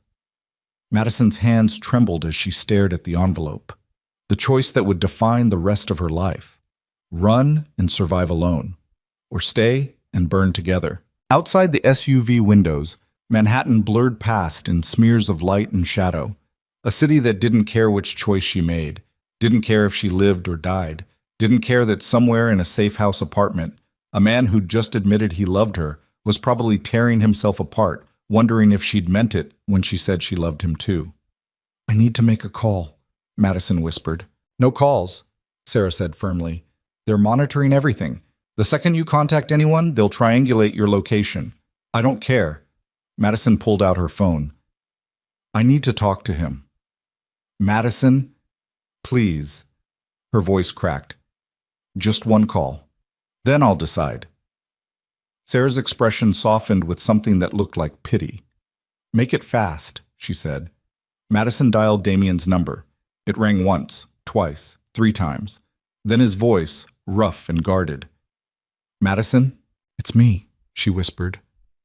Silence. Then, "Where are you?" "I don't know. Somewhere in Manhattan. Sarah Chen picked me up. She says the immunity deal is fake, that Ross is going to arrest me tomorrow instead of offering protection." "I know." Damien's voice was hollow. "Marcus found the indictment 10 minutes ago. I was about to call you." "To warn me?" "To tell you I'm sorry." He exhaled slowly. "You were right to walk away. This world destroys everything good that touches it, and you deserved better than what I could give you." Madison's eyes burned. "What if I don't want better? What if I just want you?" "Then you're making a mistake that'll cost you everything." "I know." Her hand shook around the phone. "But I'm tired of running from mistakes. I'm tired of protecting myself by staying small and safe and alone. And I'm really tired of pretending I don't love you enough to burn for it." Damien's breath caught audibly. "Madison, where are you right now?" she interrupted. "The safe house. Waiting for Marcus to bring exit documents so I can disappear before the raid expands." "Stay there," Madison said. "I'm coming back." "No, I'm coming back," she repeated, voice stronger. "And we're leaving together, tonight. Both of us or neither of us. That's my choice." "They'll hunt you forever." "Then let them." Madison's voice broke. "Because I'd rather spend the rest of my life running with you than spend it safe and alone wondering what would have happened if I'd been brave enough to stay." Silence. Then Damien's voice, rough with emotion Madison had never heard from him before. "Are you sure?" "No," Madison admitted, "but I'm doing it anyway. The FBI will charge you with fleeing prosecution. I don't care. Your family will think you're guilty. I don't care. You'll lose everything you are to become someone you're not." "I already lost everything," Madison interrupted, "the second I fell in love with you, so we might as well lose it together." She could hear Damien's shaky breath through the phone. "Okay," he whispered. "Come back. We'll figure out the rest together. I'll be there in 10 minutes. "Madison?" "Yes?" "I love you." He said it like a confession and a prayer and a promise, all at once. "And I'm going to spend the rest of my life making sure you don't regret this choice."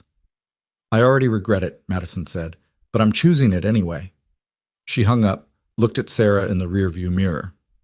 "Take me back to the safe house," Madison said. Sarah's expression was unreadable. "You're making a mistake. I know." Madison's hands were steady now. "But it's my mistake to make." The SUV turned around, headed back toward the building where Damien waited, where federal agents might already be surrounding, where Madison's old life would end and something new, dangerous, terrifying, impossible, would begin. Madison stared out the window at the city she was about to leave forever, and for the first time in her life, she wasn't afraid of burning, because she'd finally found something worth burning for. The SUV stopped 3 blocks from the safe house. Sarah turned in her seat, eyes hard with the kind of professional assessment that came from years of calculated survival. "Last chance to change your mind," she said. Once you walk back in there, there's no immunity deal, no witness protection, no second chances. Madison's hands gripped the envelope containing her escape route, the fake passport, the bank account numbers, the carefully constructed identity that could have saved her life. She tore it in half. "I'm done running from things that scare me," Madison said. Sarah's expression shifted, something between respect and pity. "Then you're braver than I was, or stupider, hard to tell which. Probably both." Madison opened the door. "Thank you for trying. Don't thank me yet." Sarah pulled out a burner phone and handed it to Madison. "Keep this. If things go wrong, and they will, call the number programmed in there. I'll have one extraction window. After that, you're on your own." Madison took the phone. "Why are you helping me?" "Because Damien saved my daughter's life when the people I testified against tried to kill her." Sarah's voice flattened. "I owe him, and despite what the media says, he's not the monster they want everyone to believe." She paused. "But he's still dangerous. Remember that when you're deciding how much to trust him." Madison nodded and stepped out into cold November air that smelled like exhaust and distant rain.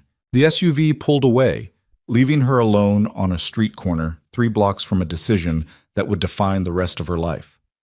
Madison started walking. Every step felt like moving through water. Her heart slammed against her ribs hard enough to bruise. Somewhere behind her, federal agents were probably triangulating her phone's location, preparing raids, building cases that would bury her under decades of prison time. Ahead of her, Damien waited in a safe house that might already be surrounded. Both options ended in destruction. Madison chose destruction with him over safety alone. The safe house building loomed ahead, 5 stories of cracked brick and rusted fire escapes that screamed, "Nothing important happens here," to anyone not looking closely enough. Madison climbed the stairs on trembling legs. 5th floor, apartment 5C. She knocked. The door opened before her knuckles left the wood. Damien stood there looking like he'd aged 5 years in 30 minutes. His shirt was half unbuttoned, sleeves rolled up, hair disheveled from what looked like repeated attempts to drag his hands through it. Silver eyes that had been cold and controlled this morning now burned with something raw and desperate. "You came back," he said, voice rough. "I told you I would. People lie." He pulled her inside and locked the 3 deadbolts with shaking hands. Especially when telling the truth costs everything. Madison watched him engage the security measures with the kind of practiced efficiency that suggested he'd done this before. Prepared for raids, planned escapes, survived situations that would have destroyed normal people. "How long do we have?" she asked. "Marcus says 30 minutes before the raid expands to include this location. Maybe less if they're tracking your phone." Damien turned to face her fully. "Which they probably are, so give it to me." Madison handed over her phone. Damien opened the window and threw it into the alley 4 stories below. The screen shattered against concrete with a sound like breaking bones.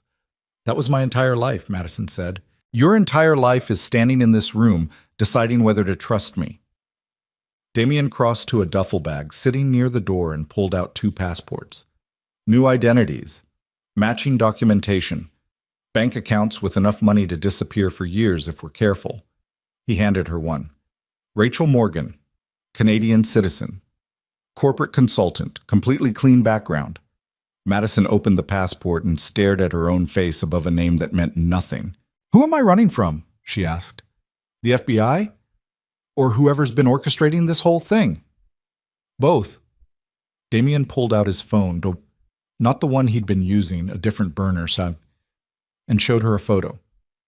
"This is the man who paid Agent Ross to build a case against you instead of me." The photo showed a gray-haired man in an expensive suit standing outside what looked like a federal courthouse. Distinguished, professional, completely unremarkable, except for the cold calculation in his eyes. "I don't know him," Madison said.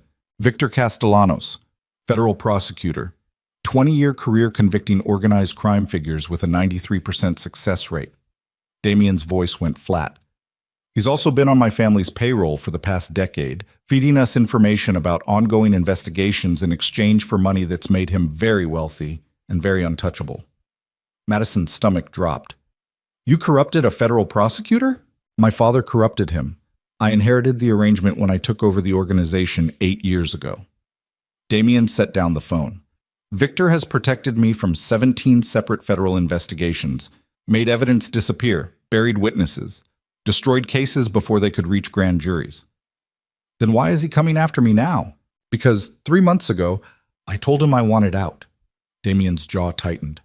I wanted to dismantle the criminal operations, go legitimate, cut ties with everyone who'd helped me build the empire, including him. And he didn't take it well. He told me I couldn't leave until I'd fulfilled certain obligations I'd apparently inherited from my father that I'd never been told about. Damien's expression darkened. When I refused, he said I'd regret it. 2 weeks later, you hired that escort service for your family reunion. Madison's blood went cold. He knew about the service because you own it. He knew about it because he's the one who made sure your request got escalated to me personally instead of going to one of the professional actors. Damien moved to the window and stared out at the street below. Victor positioned you perfectly. He knew I'd remember you from the interview. He knew I'd be curious enough to show up myself. He knew if I spent any time with you at all, I'd want more. So this whole thing, the reunion, the helicopter, everything that's happened since, that was all planned? Not planned. Manipulated. Damien turned back to face her. Victor didn't create our relationship. He just made sure we collided at exactly the right moment for maximum damage. Then he sat back and waited for me to care about you enough that destroying you would destroy me too. Madison's hands clenched. Why not just kill you directly? Because killing me makes me a martyr, makes my organization rally around revenge, creates instability that draws federal attention Victor can't control. Damien's smile was cold. But discrediting me? Making me look weak? Proving I'd sacrifice my empire for a woman? That destroys me from the inside. Makes my own people question my leadership. Gives Victor the excuse he needs to dismantle everything I've built and absorb the profitable pieces for himself. He's not actually a prosecutor, is he? He is. He's just also the criminal he's supposed to be prosecuting. Damien pulled out another phone. How many did he have? And showed Madison a series of financial records.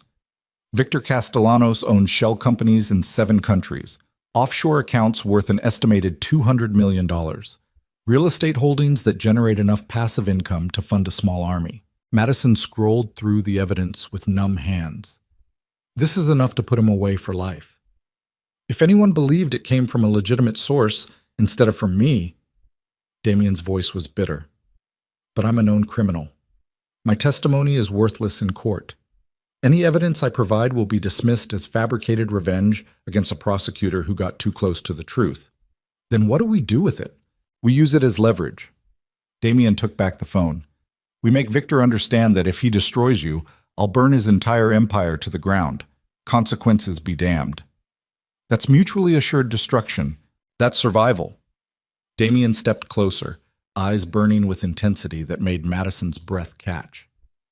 Victor thinks he can use you as a weapon against me. I'm going to prove he's wrong by showing him I'm willing to sacrifice everything, my freedom, my organization, my life, to keep you safe. Damien, that's insane. I know. He cupped her face with both hands. But I told you I'd burn my empire for you, and I meant it. Madison's chest constricted. There has to be another way. There isn't. His thumb brushed across her cheekbone. Victor won't stop until one of us is destroyed. The only question is which one. And I've already decided it's going to be him. How? Damien pulled away and crossed to a laptop sitting on the apartment's single table. Victor's greatest weakness is the same as mine used to be. He thinks he's untouchable. He thinks his position as a federal prosecutor makes him immune to consequences. He thinks wrong. He turned the laptop to show Madison a video file. What is this? She asked. Security footage from Victor's office 3 weeks ago. Watch. Madison hit play. The video showed Victor Castellanos sitting behind a desk, speaking with someone off camera. No audio, but body language suggested a business transaction. Victor pulled out an envelope, handed it to whoever he was meeting, received something in return that looked like a flash drive. The camera angle shifted. The person Victor was meeting came into frame. Agent Ross. Madison's stomach dropped. They're working together. They've been working together for years. Damien's voice was ice. Ross feeds Victor information about ongoing federal investigations. Victor pays him in cash and protection from internal affairs reviews. It's a beautiful arrangement that's kept them both wealthy and powerful. Until you decided to go legitimate and threatened to expose them. Exactly. Damien closed the laptop. So Victor created a scenario where exposing him would also destroy you. He thought that would be enough leverage to keep me silent. Was he right? Damien looked at her with eyes that held something terrifyingly close to devotion. 3 weeks ago, yes, before I really knew you, before I understood what losing you would mean, I probably would have backed down to keep you safe. And now? Now I'd rather watch the world burn than let him take you from me. His voice dropped lower. So we're going to give Victor a choice. He drops the investigation into you, destroys the fabricated indictment, and disappears from our lives permanently. Or I release this footage along with every financial record, every corrupt transaction, every piece of evidence proving he's been running a criminal empire from inside the federal prosecutor's office. Madison's pulse hammered. He'll never agree to that. He will when he realizes the alternative is spending the rest of his life in the same prisons he's spent 20 years filling. Damien pulled out yet another phone. I'm calling him now. You're going to listen to every word, and then you're going to decide if you still want to run with me after hearing exactly what kind of monster I become when someone threatens what's mine. Damien, he was already dialing. The phone rang twice before a smooth, professional voice answered. Moretti, I was wondering when you'd call. Victor. Damien's voice could have frozen steel. We need to discuss Madison Cole. Do we? Victor sounded amused. Because from where I'm sitting, there's nothing to discuss. She's been indicted on 17 federal charges. She'll be arrested within 24 hours, and you'll watch the woman you foolishly fell for disappear into a prison system where I have more influence than you could possibly imagine. You fabricated the indictment. I built a legitimate case using evidence your relationship with her provided. Victor's voice hardened. She's guilty, Damien, of conspiracy, of obstruction, of knowingly assisting your criminal operations by maintaining an intimate relationship with you while you're under federal investigation. She didn't know I was under investigation.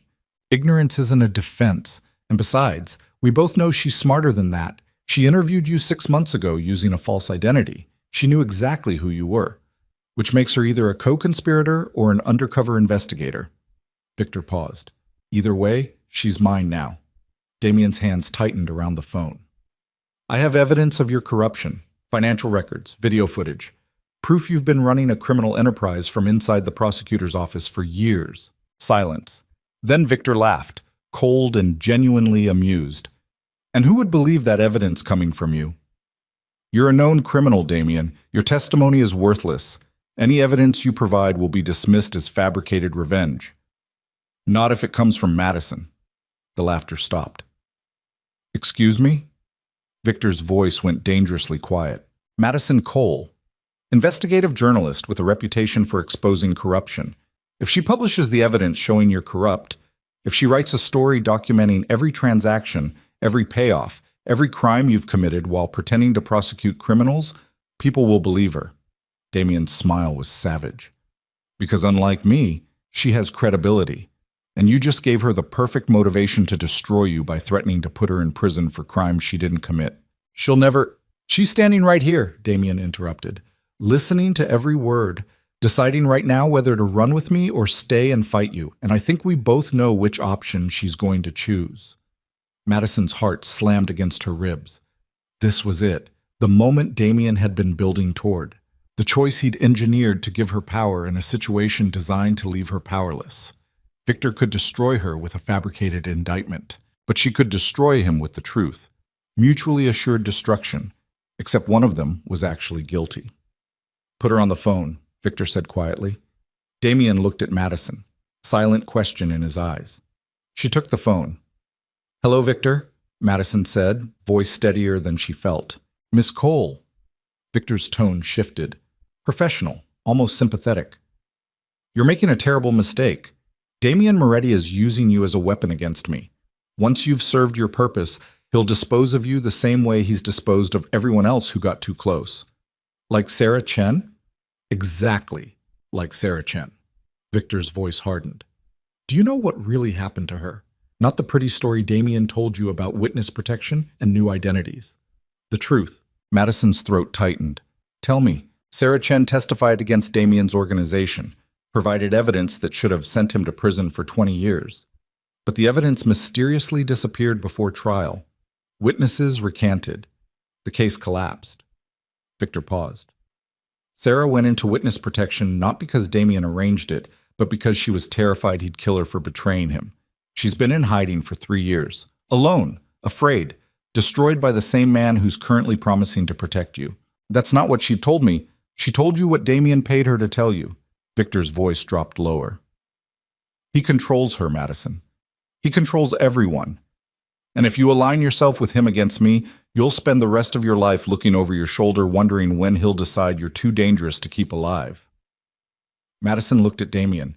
He stood perfectly still, expression unreadable, waiting to see if she'd believe Victor's version over his. You're lying, Madison said into the phone. Am I? Victor sounded genuinely curious. Then ask Damien what happened to the last journalist who investigated him. Ask him what happened to Rebecca Lawson, the identity you used to interview him. Ask him if that was really just a coincidence that you chose the same name as a woman who disappeared 2 years ago after getting too close to the truth about his operations. Madison's blood went cold. She looked at Damien. Rebecca Lawson was a real person?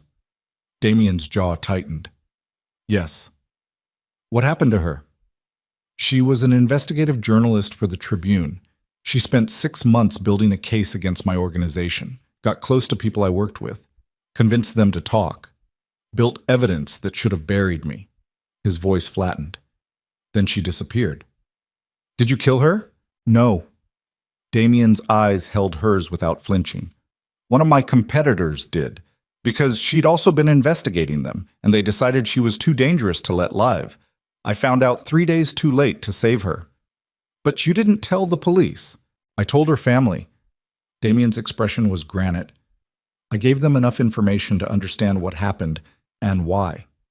I made sure the people responsible paid for it, and I've spent 2 years making sure no other journalist ends up the same way by discouraging anyone from investigating too deeply. By threatening them? By warning them. His voice was steel. There's a difference. Victor's laugh crackled through the phone. Do you hear how he justifies murder, Madison? How he makes violence sound like protection? That's what he'll do to you eventually. Twist the truth until you can't tell the difference between safety and captivity. Madison's hands shook. What do you want, Victor? I want you to walk away from Damien Moretti. Right now. Today. I'll drop the fabricated indictment. Destroy the evidence against you. Give you your life back. His voice softened with false sympathy. All you have to do is walk out that door and never look back. And if I don't, then I'll make sure you spend the next 20 years in federal prison watching Damien build a new empire while you rot in a cell for crimes you actually didn't commit. Victor's voice went cold. Your choice, Miss Cole. Freedom or loyalty. You can't have both. Madison looked at Damien, at silver eyes that held desperation and devotion, and the terrible certainty that whatever she chose right now would define both their futures. I choose loyalty, Madison said. Victor's silence was deafening. Then, you're making a fatal mistake. Probably. Madison's voice was steady now. But it's my mistake to make, and I'm done letting people like you tell me what choices I'm allowed to have. Then you've sealed your fate. Victor's professional mask cracked completely. I'll destroy you, Madison Cole. I'll destroy Damien, and I'll make sure everyone who ever cared about either of you understands exactly what happens to people who cross me. Try it, Madison said, and I'll publish every piece of evidence Damien's given me. I'll write a story documenting every corrupt transaction you've made. I'll expose you as the criminal you've been prosecuting for 20 years, and I'll make sure your name becomes synonymous with everything wrong with the justice system you've spent your career pretending to protect. She hung up. The silence in the apartment was absolute. Madison's hands trembled as she set down the phone. That was either the bravest thing I've ever witnessed, Damien said quietly, or the stupidest. I'm genuinely not sure which. Both, Madison whispered. Definitely both. Damien crossed to her and pulled her into his arms. Not gentle, not careful, just desperate and fierce and achingly real. I'm going to protect you, he said into her hair. Whatever it takes. Whoever I have to destroy. You're mine now. And I don't let go of what's mine. Madison pressed her face against his chest and tried to stop shaking. What happens now? Now we run. Damien pulled back enough to meet her eyes. We have maybe 15 minutes before Victor mobilizes every resource he has to find us. We get to the airport, we get on that plane. We disappear before he can stop us. And then? Then we figure out how to destroy him from a distance. Damien's smile was cold. Because Victor made a fatal mistake. He threatened you. And I've built my entire empire on making examples of people who threaten what belongs to me. A phone buzzed. Not Damien's burner. Not the one Madison had used to call him. The one Sarah had given her. Madison pulled it out with shaking hands. Text message from an unknown number. Victor just activated a kill team. 6 professionals. Former military. They're heading to your location now. You have maybe 8 minutes. Marcus can't reach you in time. The only exit is the fire escape facing the alley. Go now. Madison showed Damien the message. His expression went from controlled to lethal in half a second. How does Sarah know? Madison started. Doesn't matter. Damien grabbed the duffel bag and threw it over his shoulder. We're leaving. He pulled Madison toward the window. Sirens erupted outside. Boz. Close, getting closer. Not police sirens. Something else. Damien looked out and his face went pale. That's not the kill team. That's... The apartment door exploded inward, not kicked, not forced, blown apart by shaped charges that turned solid wood into shrapnel. Smoke filled the room. Through it came Agent Ross and 4 tactical agents in full combat gear, weapons raised, expressions cold and professional and absolutely final. Damien Moretti, Ross's voice cut through the chaos. Madison Cole. You're both under arrest for conspiracy to obstruct justice, fleeing prosecution and accessory to federal crimes. Get on the ground, hands behind your heads, now. Damien moved to shield Madison with his body. Don't, Ross said quietly, weapon aimed at Damien's chest. I will shoot you if you make me, and I'd really prefer not to do the paperwork. Madison's heart hammered so hard she thought it might crack her ribs. This was it. The end. 8 minutes had become 8 seconds, and they'd lost. Damien's hands slowly moved away from Madison. Then he said something in Italian, fast, urgent, directed at someone Madison couldn't see. The window behind them shattered, not from gunfire, from Marcus crashing through it from the fire escape, moving with the kind of brutal efficiency that came from decades of military training. He hit the first tactical agent before anyone could react, disarming him with movements so fast Madison's eyes couldn't track them. Chaos erupted. Ross turned his weapon toward Marcus. Damien moved, not toward Ross, toward Madison. He grabbed her, spun her toward the shattered window, and shoved her through it with enough force to send her sprawling onto the fire escape. Go, he shouted. Down the fire escape. Don't stop. Marcus will cover you. I'm not leaving you. You don't have a choice. Damien's eyes burned with something beyond desperation. If they take you, Victor wins. So you run. You survive. You tell the world what he did. You make sure my death means something. Your death? Gunfire exploded inside the apartment. Madison screamed. Marcus appeared in the window, bleeding from a shoulder wound but still moving. Go, Miss Cole! Now! He shoved her toward the fire escape stairs. Madison ran. Down rusted metal stairs that shook under her feet. Down past windows where faces appeared and disappeared, residents too smart to get involved. Down 4 stories while gunfire echoed above and her heart tried to tear itself out of her chest. She hit the alley running. Behind her more gunfire. A scream. Male. Agonized. Wrong. Madison forced herself not to look back.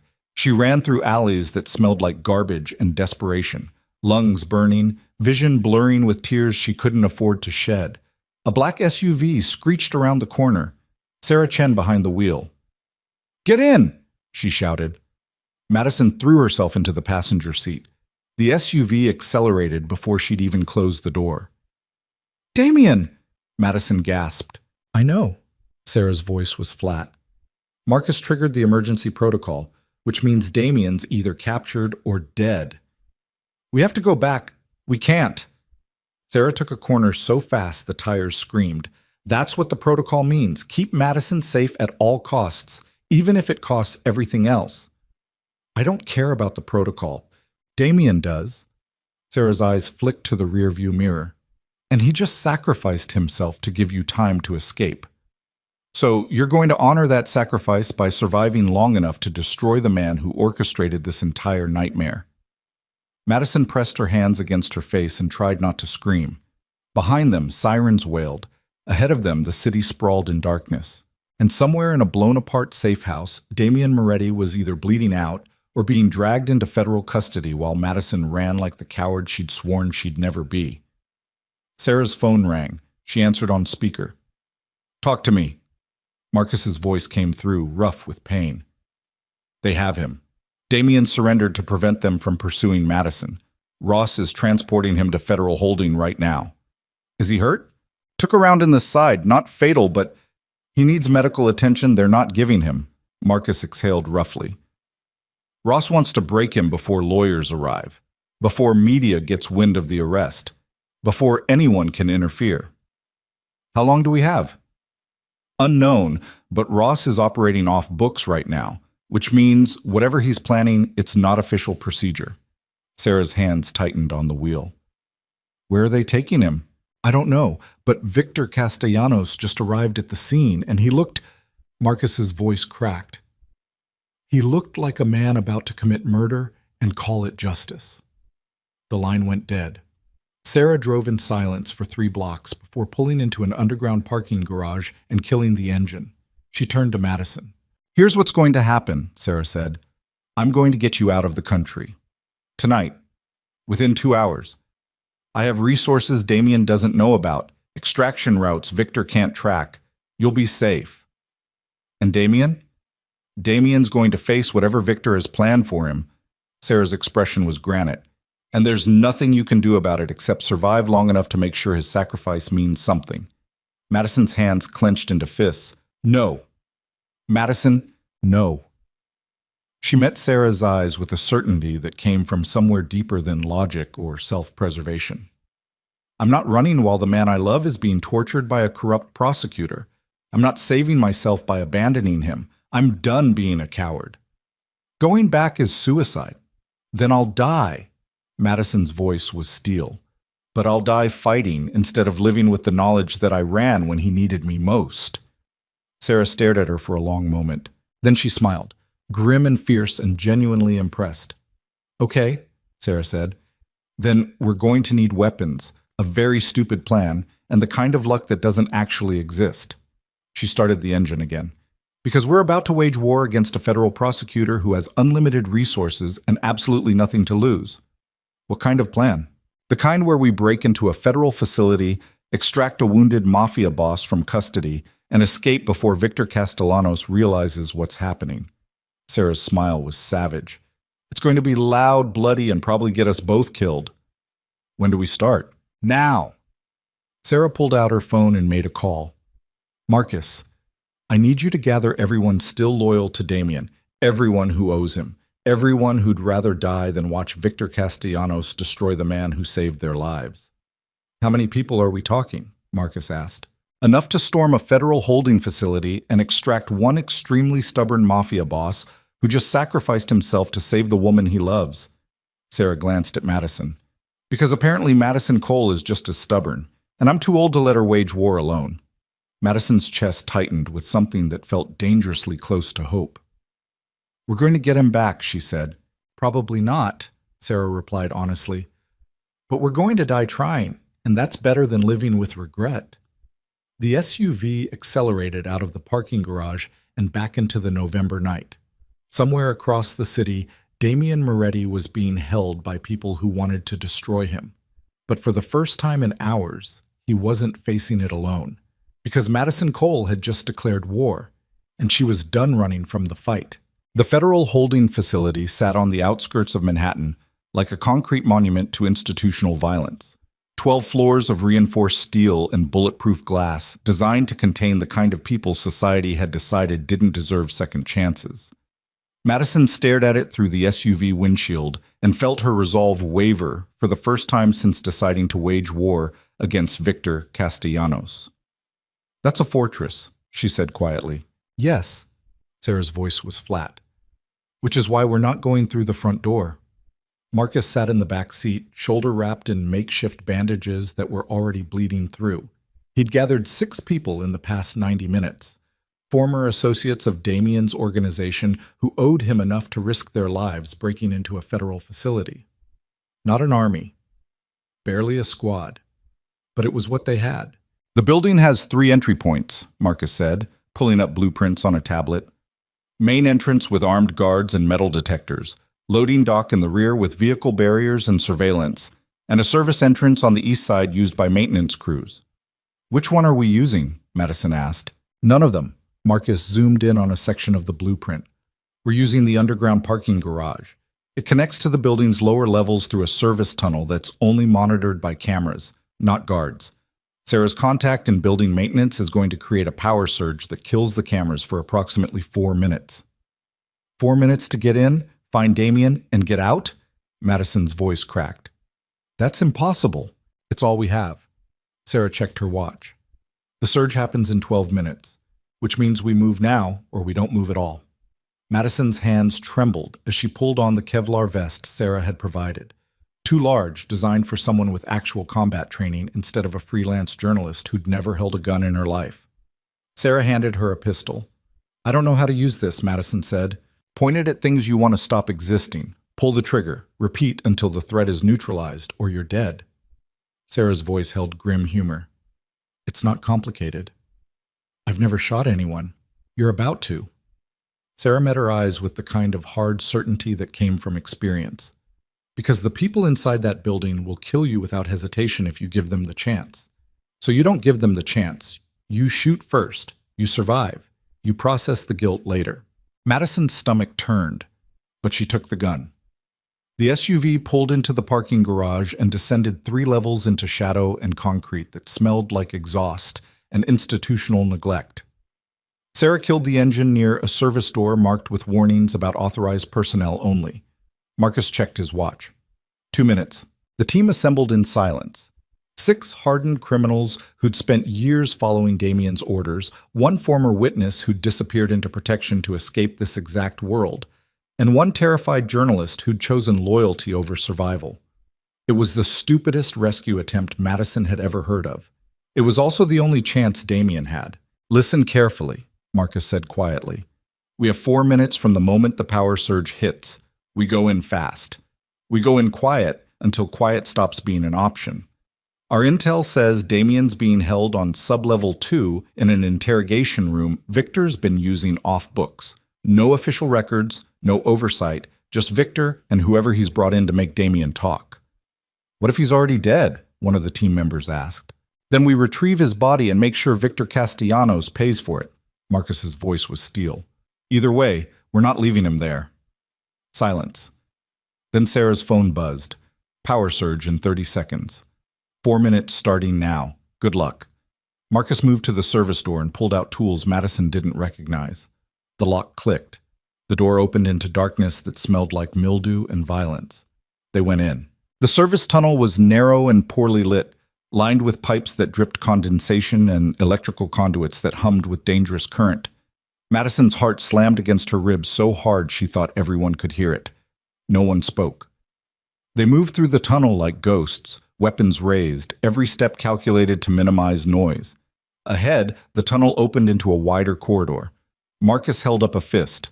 Everyone stopped. He peered around the corner, then pulled back and made hand signals Madison didn't understand. Sarah leaned close and whispered in her ear, 2 guards. Sublevel 2 access is through that checkpoint. We take them quietly, or the entire facility locks down. How do we... Marcus was already moving. He crossed the distance to the first guard with inhuman speed, one hand covering the man's mouth, while the other did something to his neck that made him go instantly limp. The second guard reached for his radio. Sarah shot him.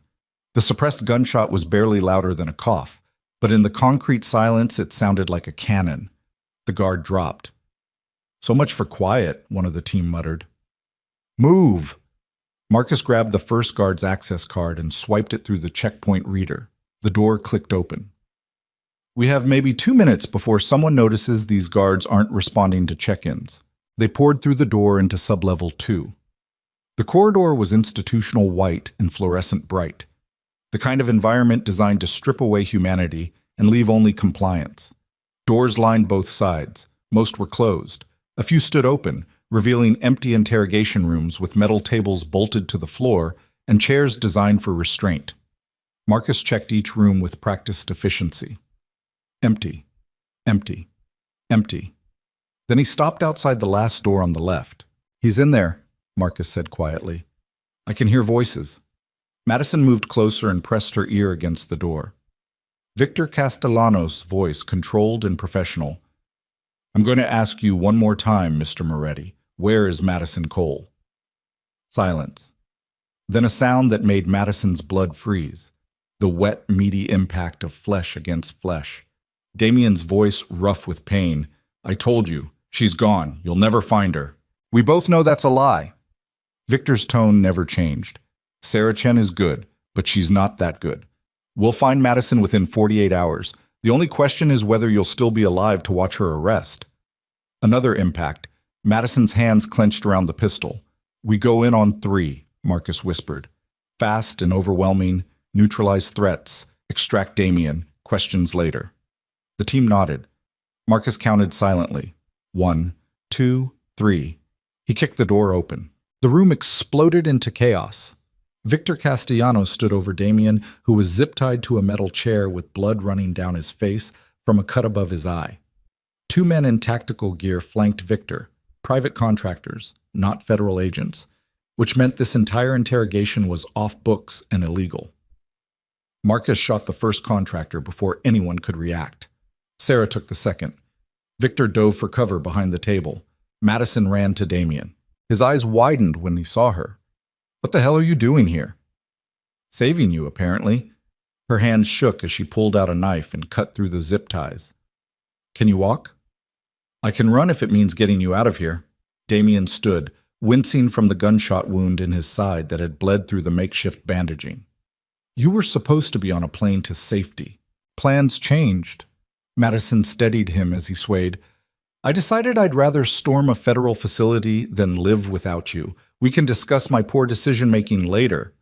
Gunfire erupted in the hallway. Marcus appeared in the doorway. "We've got company. Multiple hostiles incoming from the stairwell." "How many?" Sarah demanded. "Too many." Marcus fired 3 shots down the corridor. "We need another exit." Damien pulled away from Madison and moved to the wall, hands running across what looked like solid concrete. "There's a maintenance shaft behind this panel. It connects to the parking garage on sublevel 3. We used it during construction to move equipment." "Can we access it?" Sarah asked. "If someone hasn't sealed it in the past 8 years." Damien's hands found a seam in the wall and pulled. The panel came away, revealing a narrow shaft that descended into darkness. "Looks clear. Everyone in. Now." The team poured into the shaft. Madison hesitated at the entrance, looking back at Victor Castellanos, who was pulling himself up from behind the table, reaching for a weapon, face twisted with rage. Their eyes met. "You just made the biggest mistake of your life," Victor said quietly. "I will hunt you to the ends of the earth. I will destroy everyone you've ever cared about, and I will make sure your name becomes synonymous with everything criminal and corrupt." "Try it," Madison said. Her voice was steady now, cold with the kind of certainty that came from crossing lines she could never uncross. "And I'll publish every piece of evidence Damien gave me. I'll expose you as the monster you are, and I'll make sure the world knows Victor Castellanos spent 20 years pretending to prosecute the criminals he was actually protecting." She pulled out her phone, not the one that had been destroyed, a different burner Sarah had provided, and showed Victor the screen. A draft article, already written, already uploaded to a server with instructions to publish if Madison didn't check in every 12 hours. Victor's face went pale. "That's right," Madison said. "You don't control this narrative anymore. I do. So you're going to drop the investigation into me and Damien. You're going to destroy that fabricated indictment. You're going to disappear from our lives permanently, or I hit send and watch your entire empire collapse in real time. You don't have the evidence to prove. I have financial records showing $200 million in offshore accounts. I have video footage of you meeting with Agent Ross. I have testimony from 3 witnesses willing to confirm your corruption." Madison stepped closer to the shaft entrance but kept her eyes on Victor. and I have the credibility you tried to destroy. Which means when I publish this story, people will believe me.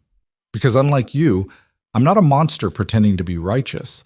I'm just someone telling the truth. Victor's hand tightened on his weapon.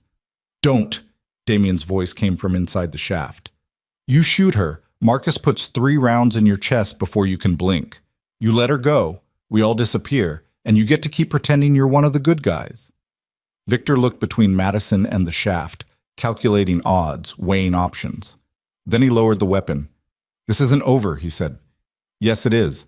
Madison backed into the shaft. You just don't know it yet. She dropped into darkness. The maintenance shaft was exactly as terrible as Madison had imagined. Narrow, rusted, and descending at an angle that made climbing down feel like controlled falling. Her hands scraped against metal. Her knees slammed into rivets. Above her she could hear shouting as more guards discovered the interrogation room. Below, Damien's voice. Keep moving! The shaft exits into the parking garage near the south wall. Madison descended until her arms burned and her vision blurred with exhaustion.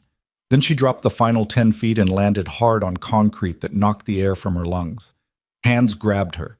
Damien's hands, pulling her upright, checking her for injuries with the kind of desperate efficiency that suggested he'd been terrified she wouldn't make it. I'm okay, Madison gasped. Are you? I'll live. Damien's eyes searched hers in the dim garage lighting. But we need to move before they seal the exits. The team was already running toward the SUV. Sarah had the engine started before everyone had even piled inside. They accelerated out of the garage with tires screaming, burst through the barrier arm like it was made of paper, and hit the street doing 60 miles an hour. Behind them, alarms wailed. Ahead, the city sprawled in midnight darkness. No one spoke for the first 3 minutes. Then Damien said quietly, You were supposed to run. I don't take orders from mafia bosses, Madison replied, hands still shaking with adrenaline. Even ones I love. You could have died. So could you. She turned to face him fully. You surrendered to save me. You let them torture you to buy me time to escape. Did you really think I was just going to accept that sacrifice and move on? Yes. Damien's voice was raw. Because that's what smart people do. They survive. Then I guess I'm not that smart. Madison's laugh was bitter and exhausted. Because I'd rather die fighting beside you than live safely without you. Damien stared at her for a long moment.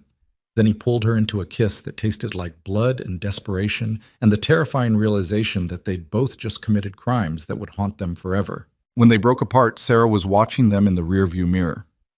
So what's the plan now? She asked. Because you just made permanent enemies of a corrupt federal prosecutor and probably half the law enforcement establishment on the East Coast. Now we disappear, Damien said. For real this time. New identities, new country, new life. And Victor? Madison asked. Madison? Victor gets exactly what he threatened us with. Damien pulled out his phone, somehow still functional despite everything, and opened an email. I'm sending the evidence to every major news outlet simultaneously. By tomorrow morning, his corruption will be front-page news. By next week, he'll be under investigation himself.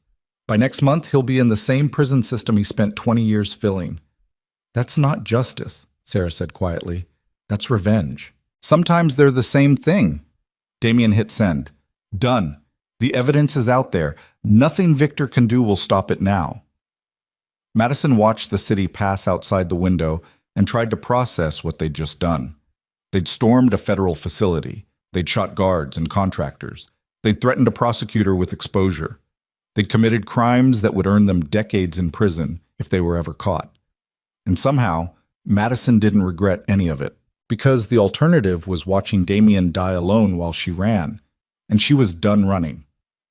The SUV drove through the night toward Teterboro Airport, where Damien's private jet waited with enough fuel to reach destinations that didn't have extradition treaties with the United States. Sarah pulled into the private aviation terminal and killed the engine. This is where we part ways, she said, turning to face them. I've got a daughter in Portland who thinks I'm dead. I'd like to keep it that way, which means I can't be associated with whatever happens next. Thank you, Damien said quietly. For everything, for helping Madison, for risking your life when you didn't have to. I owed you. Sarah's expression softened slightly. You saved my daughter when the people I testified against tried to kill her. This makes us even. It makes us family, Damien corrected. And family doesn't keep score. Sarah smiled, yeah, genuine and warm and achingly brief. Take care of her, Damien. She's braver than either of us deserves. I know. Damien's hand found Madison's and squeezed. I'm going to spend the rest of my life trying to be worthy of that bravery. Madison and Damien climbed out of the SUV. Marcus and the team dispersed into the night with cash and instructions to disappear until the heat died down. Sarah drove away without looking back, and Madison and Damien walked toward a private jet that would carry them to a future neither of them could predict. The pilot was a woman in her 50s who looked like she'd flown through worse situations than extracting fleeing criminals. Mr. Moretti? She said professionally. Ms. Morgan, we're cleared for immediate departure. Destination? Somewhere without extradition, Damien said. Your discretion. Argentina it is. The pilot gestured toward the cabin. Make yourselves comfortable. Flight time is approximately 11 hours. They boarded. The cabin was exactly as obscenely luxurious as Madison expected. Leather seats that reclined into beds, a full bar, entertainment systems that probably cost more than her former apartment. The jet's engines roared to life. Madison buckled herself into a seat and watched through the window as the airport fell away beneath them, then the city, then the entire eastern seaboard disappearing into darkness and distance. Everything she'd ever known was down there. Her mother, her career, her entire identity as Madison Cole. All of it gone. Replaced by Rachel Morgan, fugitive, accomplice to crimes she could barely comprehend, woman who'd chosen love over literally everything else. Damien sat beside her, still bleeding from wounds that needed real medical attention, watching her face with an expression that looked dangerously close to guilt. I'm sorry, he said quietly. For what? For destroying your life. His voice was rough. 3 weeks ago, you were a journalist trying to survive a family reunion. Now you're a fugitive fleeing the country with a man the world considers a monster. That's my fault. Madison turned to face him fully. You didn't destroy my life, Damien. You saved it. I made you a criminal. You made me brave. She took his hand, threading her fingers through his. For 28 years, I played it safe. I avoided risks. I stayed small and invisible and desperately alone because I was terrified of becoming my father. Terrified of making mistakes that would hurt people I cared about. Terrified of wanting anything badly enough to fight for it. And now? Now I know what it feels like to fight for something that matters. Madison's voice steadied. I know what it feels like to choose loyalty over safety, to risk everything for someone who sees me as more than just another person to pity or judge. You didn't destroy me, Damien. You made me realize I was already destroying myself by refusing to live. Damien's eyes held hers with an intensity that made breathing difficult. I love you, he said. And I'm going to spend the rest of my life making sure you never regret choosing me. I already regret it, Madison admitted, but I'm choosing it anyway, because regret means I cared enough to try, and I'm done living a life where I'm too afraid to care. Damien pulled her close and kissed her like she was oxygen, and he'd been drowning. When they broke apart, both breathing hard, he rested his forehead against hers. What do we do now? Madison asked. After Argentina. After the evidence destroys Victor, after we've been running long enough that we forget what home feels like. We build a new home. Damien's voice was quiet but certain. Somewhere no one knows our names. Somewhere we can wake up without wondering if today's the day our past catches up with us. Somewhere we can just be. And your empire? Your organization? Everything you built? I'm dismantling it. Damien pulled back enough to meet her eyes. Before we left, I sent instructions to liquidate every criminal operation, redirect the money into legitimate businesses or charitable foundations, cut ties with everyone who profited from violence. He paused. I meant what I said about wanting out, about wanting something real. You just gave me the courage to actually do it. Madison's chest tightened. That's going to make you enemies. I already have enemies. His smile was grim. At least now I'll have something worth protecting more than power. The jet climbed higher, leaving the eastern seaboard behind and heading south toward a future neither of them could predict. Madison closed her eyes and let exhaustion pull her under. When she woke, sunlight was streaming through the cabin windows and Damien was asleep beside her, hand still holding hers like he was afraid she'd disappear if he let go. Madison watched him sleep and thought about the past 3 weeks. The helicopter landing on her quiet street. The family reunion where Damien had defended her without hesitation. The penthouse negotiations that had turned into something real. The federal interrogation that had tried to destroy her. The choice to fight instead of run. None of it had been easy. None of it had been safe. But all of it had been worth it. Because Madison Cole, now Rachel Morgan, had finally learned what it meant to be brave enough to want something badly enough to burn for it. The jet touched down in Buenos Aires 12 hours later. Argentina sprawled beneath them in summer heat and unfamiliar beauty. A city where no one knew their faces, no one cared about their crimes, and no one would ask questions they didn't want to answer. Immigration was easier than it should have been, which suggested Damien had paid someone significant money to look the other way. They took a car to a house in the suburbs, modest by Damien's standards, which meant it was still nicer than anywhere Madison had ever lived. The house had a garden, a view of mountains, enough distance from the city to feel like safety. It felt like the beginning of something instead of the end. Madison stood in the garden, watching sunset paint the mountains gold, while Damien spoke with contractors about security systems and escape routes because old habits died hard. Her phone buzzed. The burner Sarah had given her. Text message from an unknown number. Victor Castellanos arrested this morning on 17 counts of corruption, racketeering, and obstruction of justice. Your story broke 6 hours ago. Every major outlet is running it. You won. Sarah. Madison stared at the message for a long moment. Then she forwarded it to Damien and watched his expression shift from controlled to something that looked dangerously close to relief. It's over, she said. For now. Damien pulled her close. But we still have a long way to go before we're really safe. I know. Madison pressed her face against his chest and listened to his heartbeat. But we're going together, and that's enough. They stood in the garden until the sun disappeared completely and stars appeared in unfamiliar constellations. Then they went inside to a house that didn't feel like home yet, but might someday. And they started building a life that had nothing to do with helicopters or federal investigations or family reunions designed to make Madison feel small. A life built on honesty and loyalty and the terrifying courage it took to choose love over safety. A life that would probably always carry the weight of crimes committed and lines crossed. But a life they'd chosen together, and that made it worth every scar. 6 months later, Madison sat in a cafe in Buenos Aires writing under her new name. Not journalism anymore. She couldn't risk the exposure. Fiction instead. Stories about women who made terrible choices and survived them anyway. Stories about men who tried to be better than the monsters they'd been raised to become. Stories about love that cost everything and was worth it anyway. The work was different from what she'd done before. More honest somehow. Less concerned with exposing corruption and more focused on understanding the human capacity for redemption. Damien walked through the cafe door carrying flowers he'd bought from a street vendor. Not expensive hothouse roses, just simple wildflowers that smelled like the garden they'd planted together. He kissed her forehead and sat down across from her. How's the writing? He asked. Slow. Madison closed her laptop. I keep getting distracted by the fact that I'm sitting in a cafe in Argentina with a man who used to be a mafia boss and is now trying to figure out what retirement looks like. Any conclusions? It looks boring. Damien's smile was real. I spent 15 years terrified of being weak.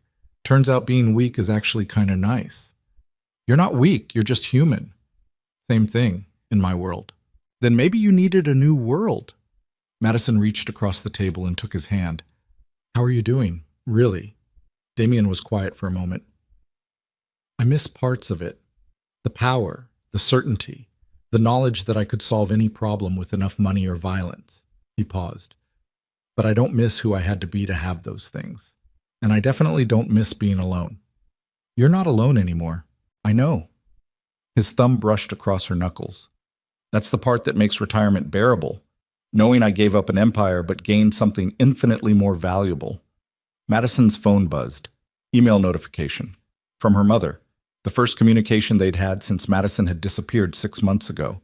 She opened it with shaking hands. Madison, I don't know if you'll ever read this.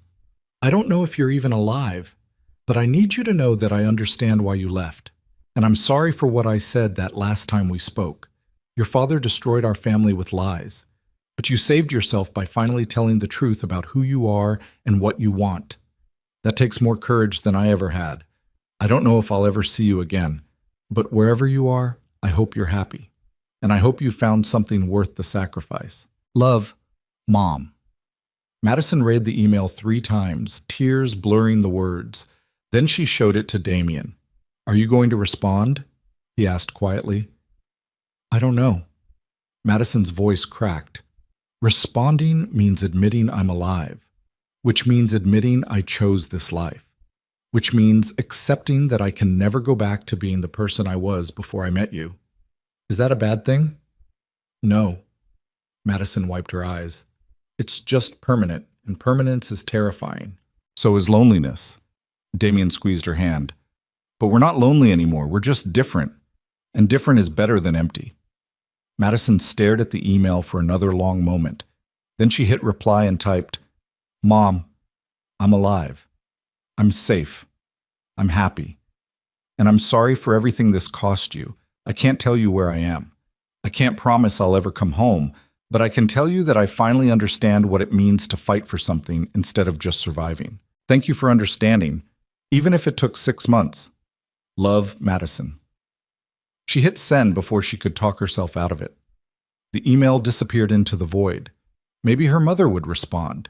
Maybe she wouldn't. Maybe this was the last communication they'd ever have.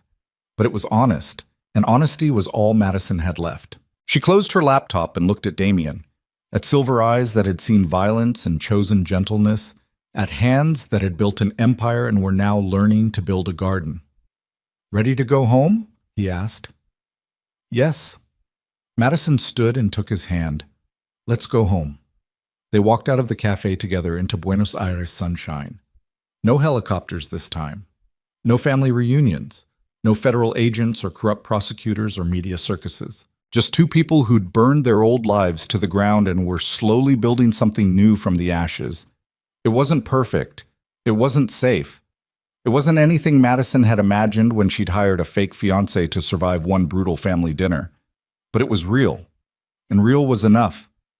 Damien pulled her close as they walked through streets that smelled like empanadas and coffee and the distant promise of rain. I love you, he said quietly. I know. Madison smiled against his shoulder. You told me by landing a helicopter on my street. I told you by choosing you over everything else. Same thing. They walked home to a house with a garden and a view of mountains and enough distance from their past to feel like maybe, someday, they'd finally be free of it. And in the quiet moments between planting flowers and writing stories and learning what it meant to be human instead of hunted, Madison Cole, now Rachel Morgan forever, realized something extraordinary. She'd spent her entire life terrified of becoming her father, terrified of making choices that would hurt people she loved, terrified of wanting anything badly enough to fight for it. But in the end, she'd made the hardest choice of all. She'd chosen love over safety, loyalty over law, courage over fear. And somehow, impossibly, she'd survived. Not because she was stronger than she'd thought, but because she'd finally found someone worth being strong for.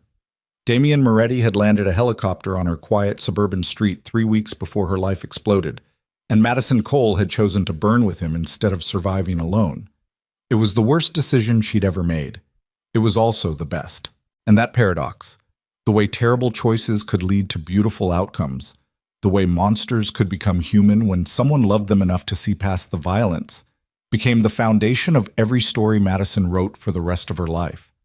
Stories about redemption and sacrifice and the terrifying courage it took to choose love when the world said you should choose survival. Stories that were entirely fictional, except for the parts that weren't.